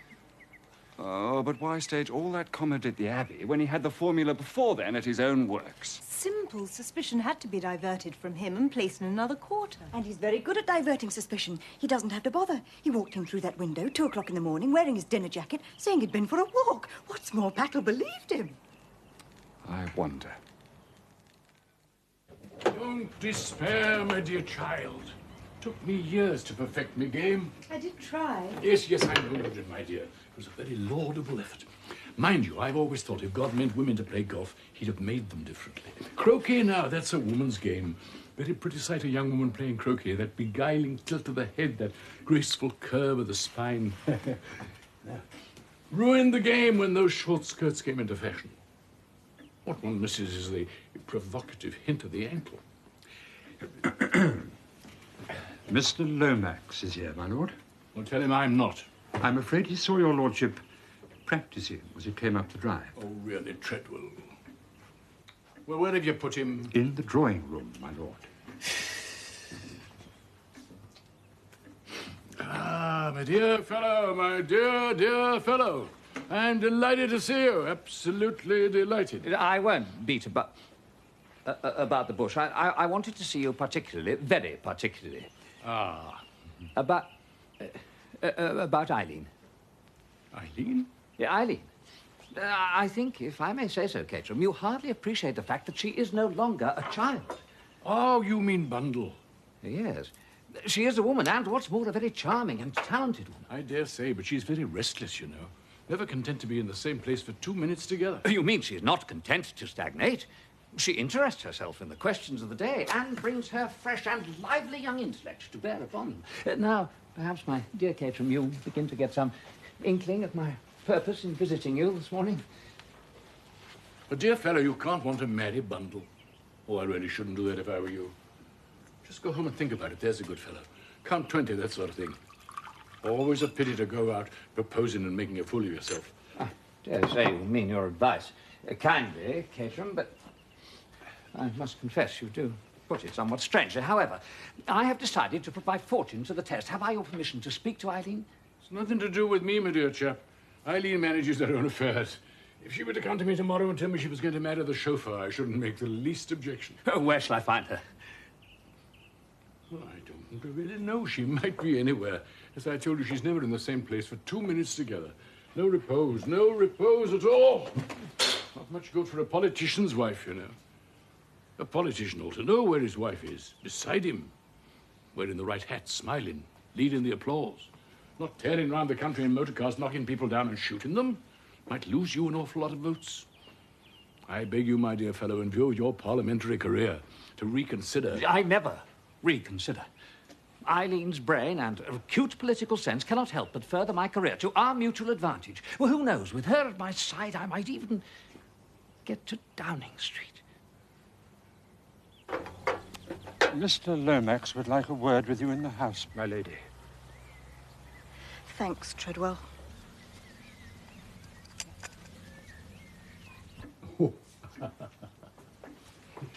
Mr. Eversley, my lord. Oh, Bill, my dear chap. Looking for poor old George Lomax, I suppose. Well, if you want to really do him a good turn, just pop into the dining room and tell him the cabinet's called an immediate meeting. It's really not fair to let the poor chap make such an ass of himself. Well, I've not come for Codder's sake. It's Bundle I want to see. Well, you can't see her either. Not just now, at any rate. George isn't there with her. Spluttering horribly at this very moment. What's he saying? Oh, some damn nonsense, I suppose. Never speak too much, that's my motto. Just grab the girl's hand and let events take their course. What course? No. He's proposing. Proposing? Proposing what? Marriage to Bundle. Can't think why. And it seems to me that he's reached his second childhood. Second time round, too. Can't explain it any other way. Proposing to Bundle? The dirty swine at his age? He says he's in the prime of life. Well, he's decrepit. He's senile. Well, he's just 5 years younger than I am. Hello, Bill. I say, what's the matter? You don't look your usual bright little self. But I'm worried. I was worried anyway, but something turned up that gave me a jolt. Has anything very extraordinary happened, William? Something damned odd. I can't make head or tail of it. 7 Dials business? The 7 Dials business. I got a letter this morning. What sort of a letter? A letter from Ronnie Devereux's executors. It seems he left instructions. If he was to die suddenly, a certain sealed envelope was to be sent to me exactly a fortnight after his death. And they've sent it to you? Yes. And you've opened it? Yes. Well, what did it say? Oh, come on, old chap. Pull yourself together. It seems to have knocked the wind out of you, whatever it is. Have a drink. It's what's in the letter. Simply can't believe it, that's all. Nonsense. You must get into the habit of believing 6 impossible things before breakfast, like the White Queen in Alice. I do it regularly. Wait a minute. I say, Stevens. Yes, sir? Pop out and get me some cigarettes, would you? 100, sir? Thank you, Stevens. I've sent Stevens out so we can talk undisturbed. Now then, Bill. Let's hear all about it. It's incredible. Oh, thank goodness I've caught you. Look, I haven't got time to explain everything, but Bill has just been round to see me with the most amazing story you ever heard. Yes. Now listen, this is what you have to do. Come up to town at once, go straight to the 7 Dials Club and get rid of that footman fellow. Alfred, you leave that to me. And then watch out for me and Bill. Oh, don't show yourselves at the windows, but as soon as we drive up, let us in at once. Wish I knew what it was all about. I'll explain when we meet. But I'll tell you this much. We're going to get ready the hell of a surprise for number 7. Alfred, I've come to warn you. The police are looking for you. There's a warrant out for Mr. Mozgorowski, and the best thing you can do is clear out as quick as you can. Here's £10 to help you get away. I should say you've got exactly 3 minutes. Oh, my lady.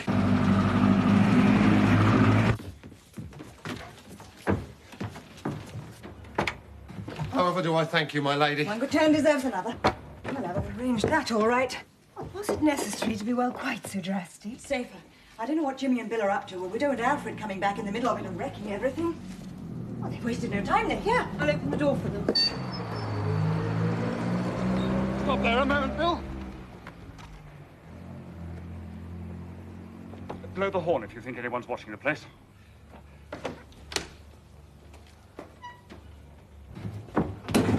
There you are, you two.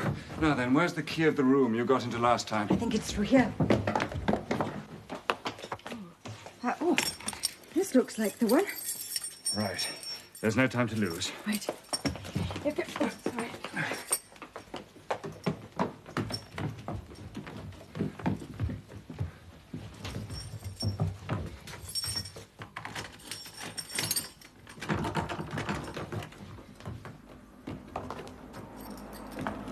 Through here.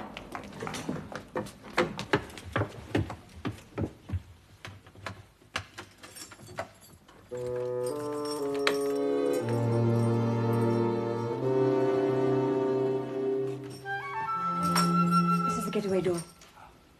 So this must be the cupboard you hid in, Bundle. That's the one. We shall have to shift all this stuff. Oh, run down and get Bill, will you, Lorraine? There's no need for him to keep watch any longer. What are you going to do? Wait till Bill comes and you shall hear the whole story. This is his staff work. And a jolly creditable bit of work it is, too. I say, it must have been a bit of a squeeze in here, wasn't it, Bun? Certainly wasn't an experience I care to repeat. Bill! It's Bill! It's Bill! What about Bill? Say, Lorraine, what's happened? He's in the car still, but he doesn't move or speak. I think he's dead. In God's name.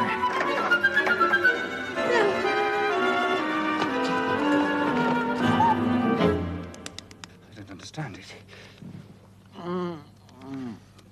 But he's not dead. Look here. We've got to get him inside. Pray to goodness no policeman comes along.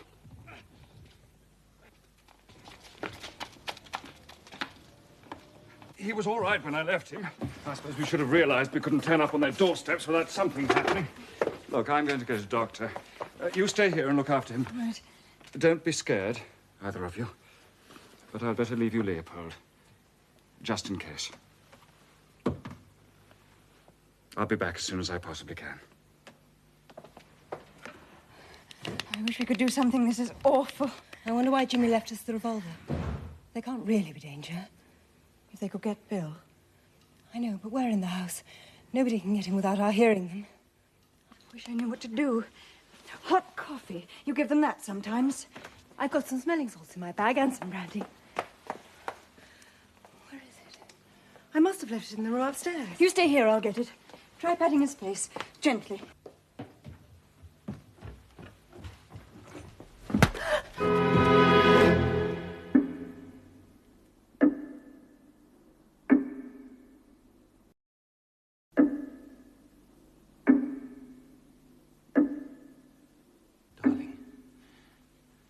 Darling Bundle.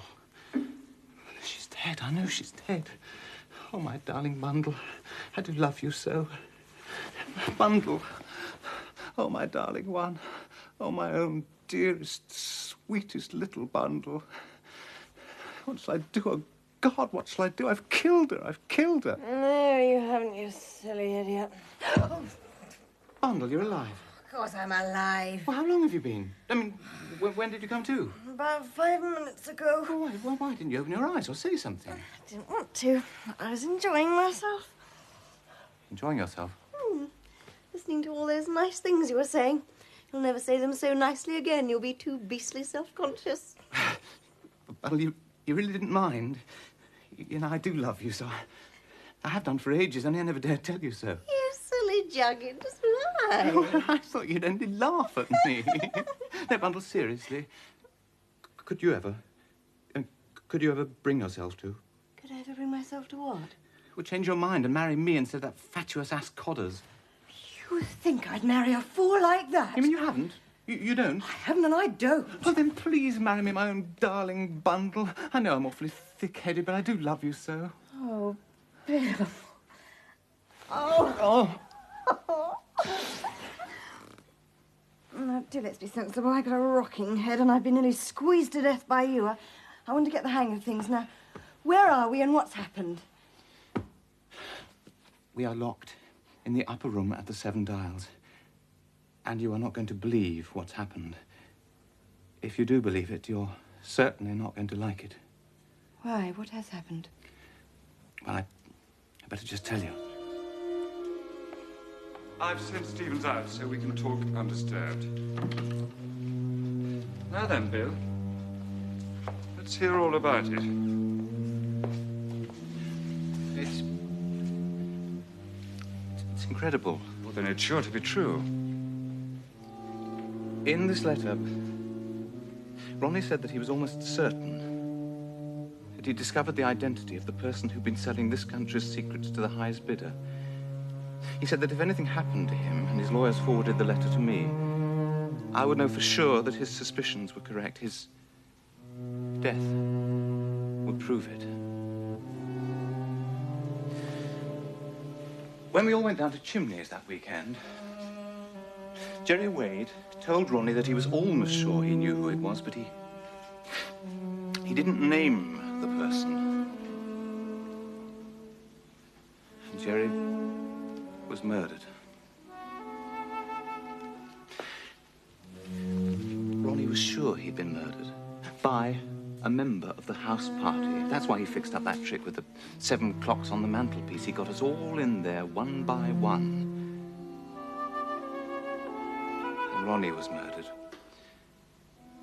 Ronnie also said that he was on the point of confiding in you, but something held him back. In the letter, he names the person he suspected. Does he, by Jove? That's why I've come to you. I want you to tell me it isn't true. I've said, Bill, you must learn to believe 6 impossible things before breakfast. Why, Ronnie's last words were 7 dials, tell, Jimmy Thesiger. Exactly like that. Getting sleepy? It won't be long now before you're all together again. Ronnie and Gerry and good old Bill. You should be dead. Why aren't you dead? I only look an ass. I poured the drink away while he was out of the room. He's out there now, doing what? Planning what? He thinks you're dead and I'm nearly dying. He won't stop there. He'll get what he wants. Not if I can help it, darling. Huh?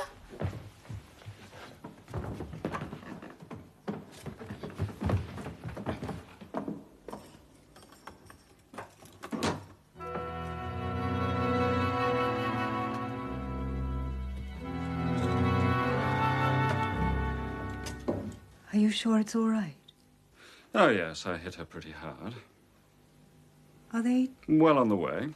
But hauling Bill upstairs has done my wounded arm no good at all. He's such a dead weight, as you might say. Come on, help me. What are you going to do? Open the cupboard door. Why? 10 down, 7 letters. Walled in for good. Answer? I don't know. Immured. Hold him steady. It was clever of you to cotton on. I knew you'd left the gun in case I needed it. And when you slammed the front door, I knew you hadn't left the house. How? Don't I always know when you're near?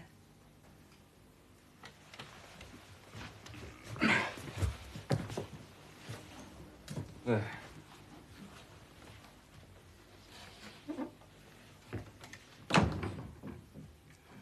That should make a charming surprise for the 7 dials. Pity. I like Bundle. Oh, I liked her too until she started sleuthing. Too much initiative. Not good for a girl. I like Bill, too.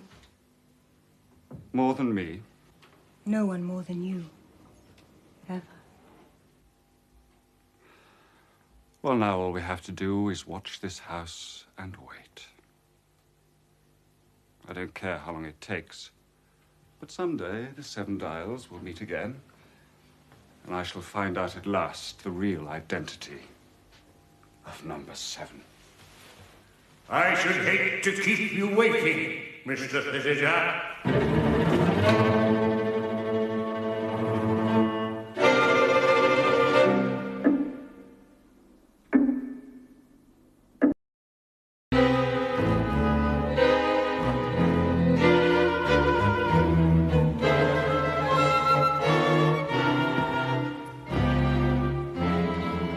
Why wouldn't move, any of you? This is trained on your precious number 7, and I will use it. Oh, he will use it, but not until his curiosity has been satisfied. If you have been waiting for me, Mr. Thesiger, I, for my part, have been waiting for you. A man who kills as lightly and ruthlessly as you do. And for what reason? Profit. Isn't that your motive, too? Not your kind of profit, Mr. Thesiger. Oh, you don't think I did it just for money, do you? Although I must admit it made life a lot more pleasant. No. No. I did it for pleasure. Something to make the blood tingle. Everyone thinking, what a jolly nice young man. What an ass. What I really enjoyed, what I loved, was manipulating everybody. Making events fall into patterns, my patterns, and always getting my own way. And now, I'm going to get my own way once again. I'm going to rip that mask off your face, number 7. And then I'm going to kill you. You can't kill us all. Only you. The rest of them can wait. Come here, number 7. Come here. Who are you? Who do you work for? What do you want? That's something you'll never know!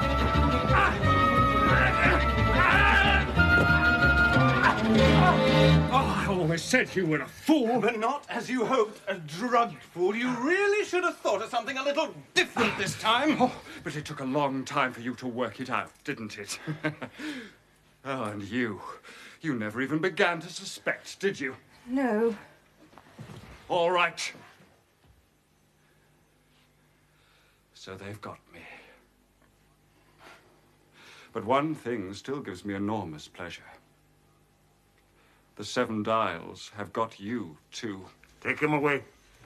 What are you going to do to him? An eye for an eye.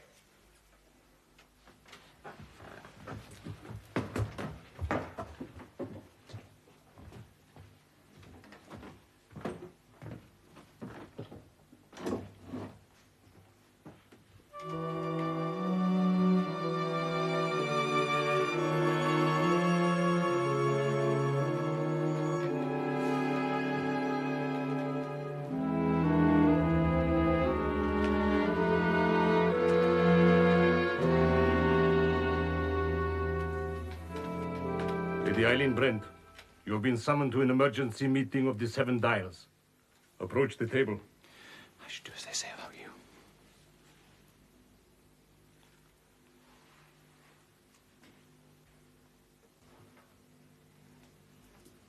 Lady Eileen, you have been present unasked at the secret councils of this society. It is therefore necessary that you identify yourself with our aims and ambitions. The place 2 o'clock, you may notice, is vacant. It is that place that is offered you now. I'd rather die. I think you should not answer precipitately. You do not know as yet what you are refusing. I can make a pretty good guess. I doubt it. You'll have to get rid of one or two preconceived ideas of yours, I'm afraid. About this society, for instance. You're just as evil as James Thesiger. You merely have different methods of achieving the same goal. No, Lady Eileen, you're wrong. I shall now introduce you to a very creditable band of amateurs who have done work that nobody else could have done. They have been willing to face real danger, danger of the very worst kind. And they've done it for one reason, an honest wish to serve their country. First of all, there is Mr. Mozgorowski, who, as you know, runs this club. He is the most valuable anti-Bolshevist agent in England.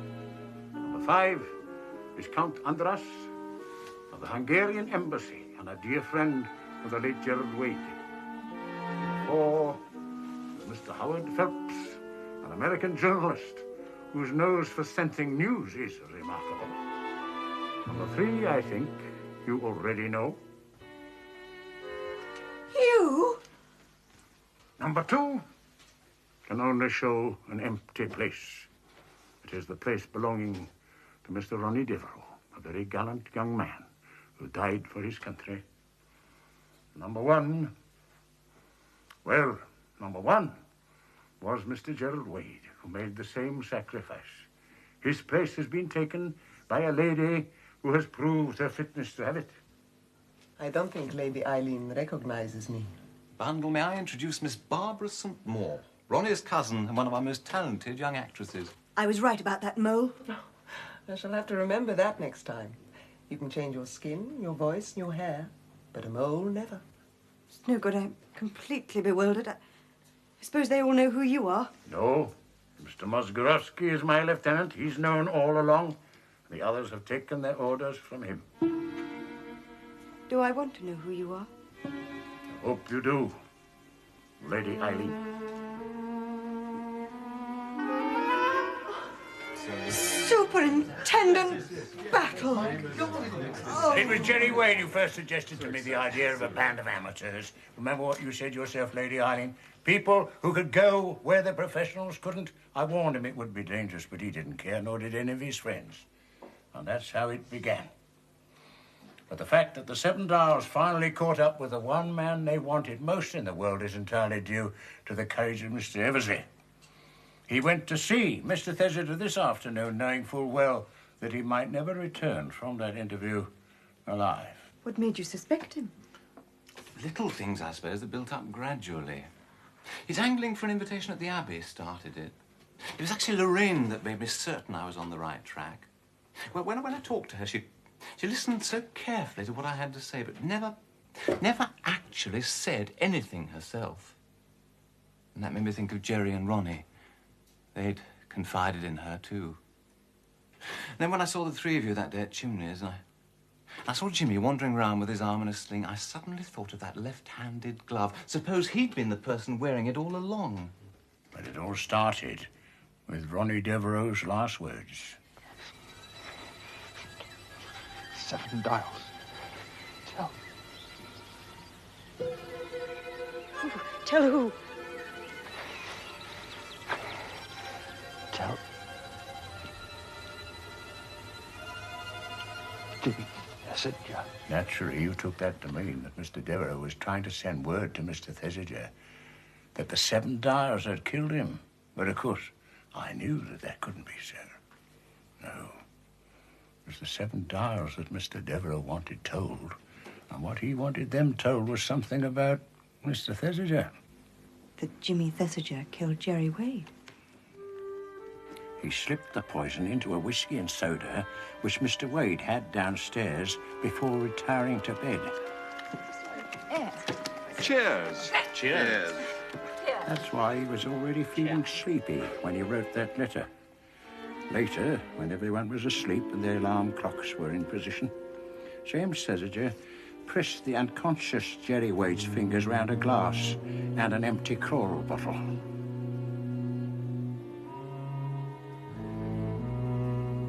And left them by his bed.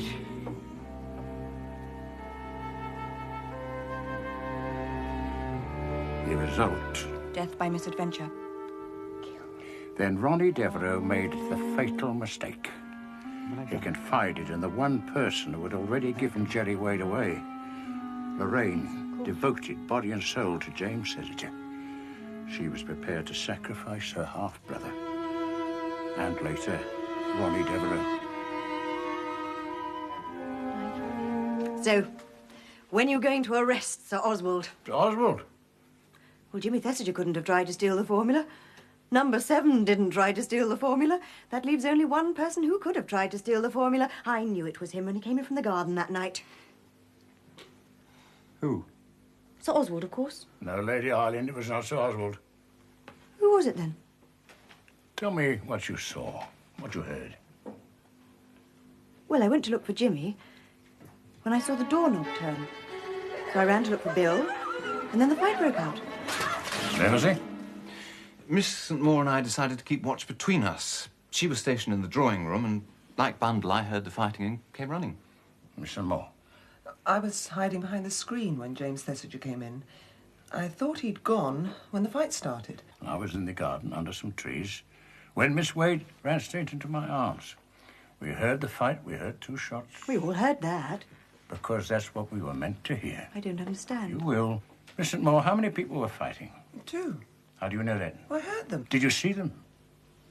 No. No. Now listen, and I'll tell you how in the end I reconstructed the whole story.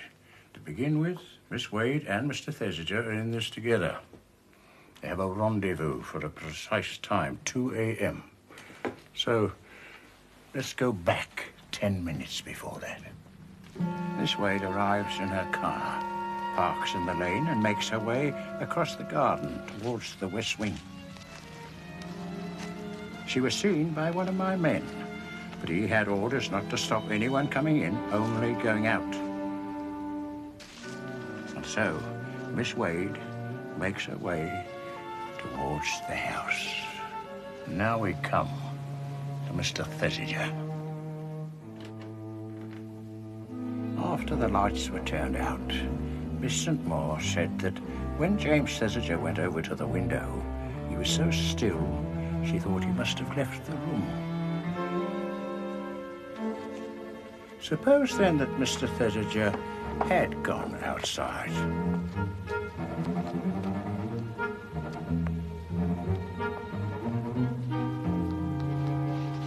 Where next?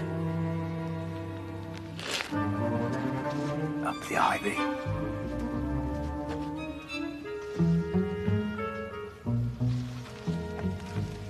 Into Mr. O'Rourke's room. O'Rourke having been drugged before he went to bed. Miss Wade near the house. Lady Eileen in the west wing. And me in the garden.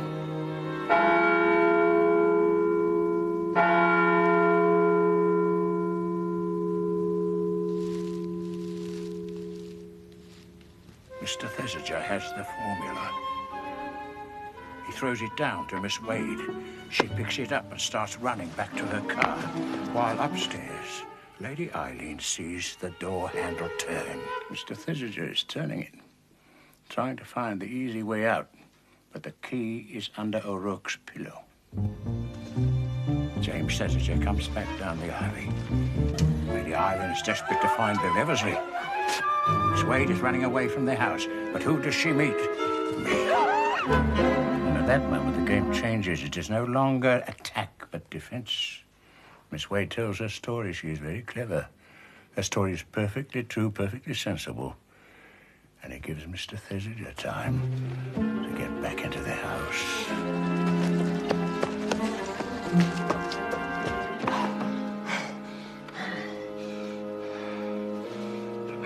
Where he proceeds to fight himself. You see, he has to establish an enemy. His own automatic, bought the day before, is fired at an imaginary assailant. The Countess knows to what effect. You all heard it. Then Thesiger played his masterstroke. With his gloved left hand, he takes the Mauser and shoots himself in the right arm.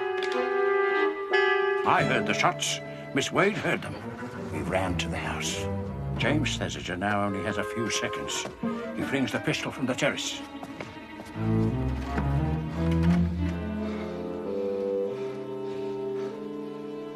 Tears off the glove with his teeth. And throws it in the fire.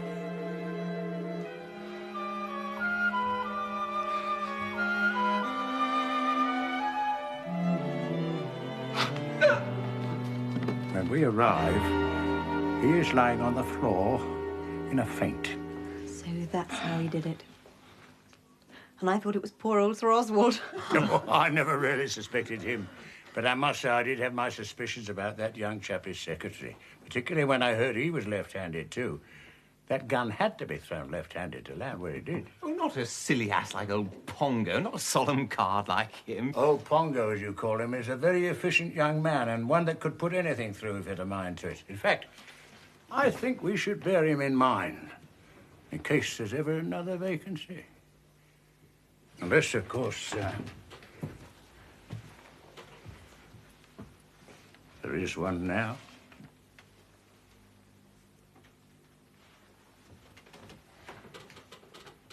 Count me in. I'm ready for anything. I say, should you be drinking and all that? I mean, after what happened to your head? Very good for the head, champagne. Perhaps I should pour it slowly all over myself. You shouldn't go around letting people hit you over the head, you know, Bundle. You really shouldn't. It's very bad for the brain. It was Bill who hit me the second time. Well, why did you hit her? Well, usually all you have to do is to speak to her. She's perfectly amenable. Yes. Why did you hit me? There was no time to explain. I couldn't run the risk of your not being able to keep quiet. It might have been the end of both of us. It hasn't made you change your mind, has it?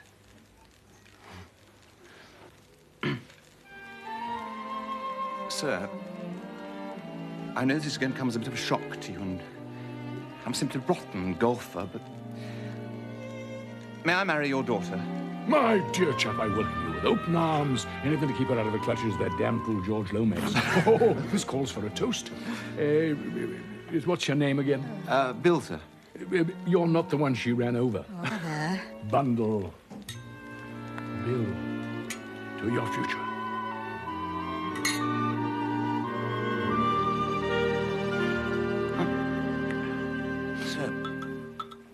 There's only one thing. Something that's always puzzled me. Why is she called Bundle? You'll find out, my dear boy. You'll find out.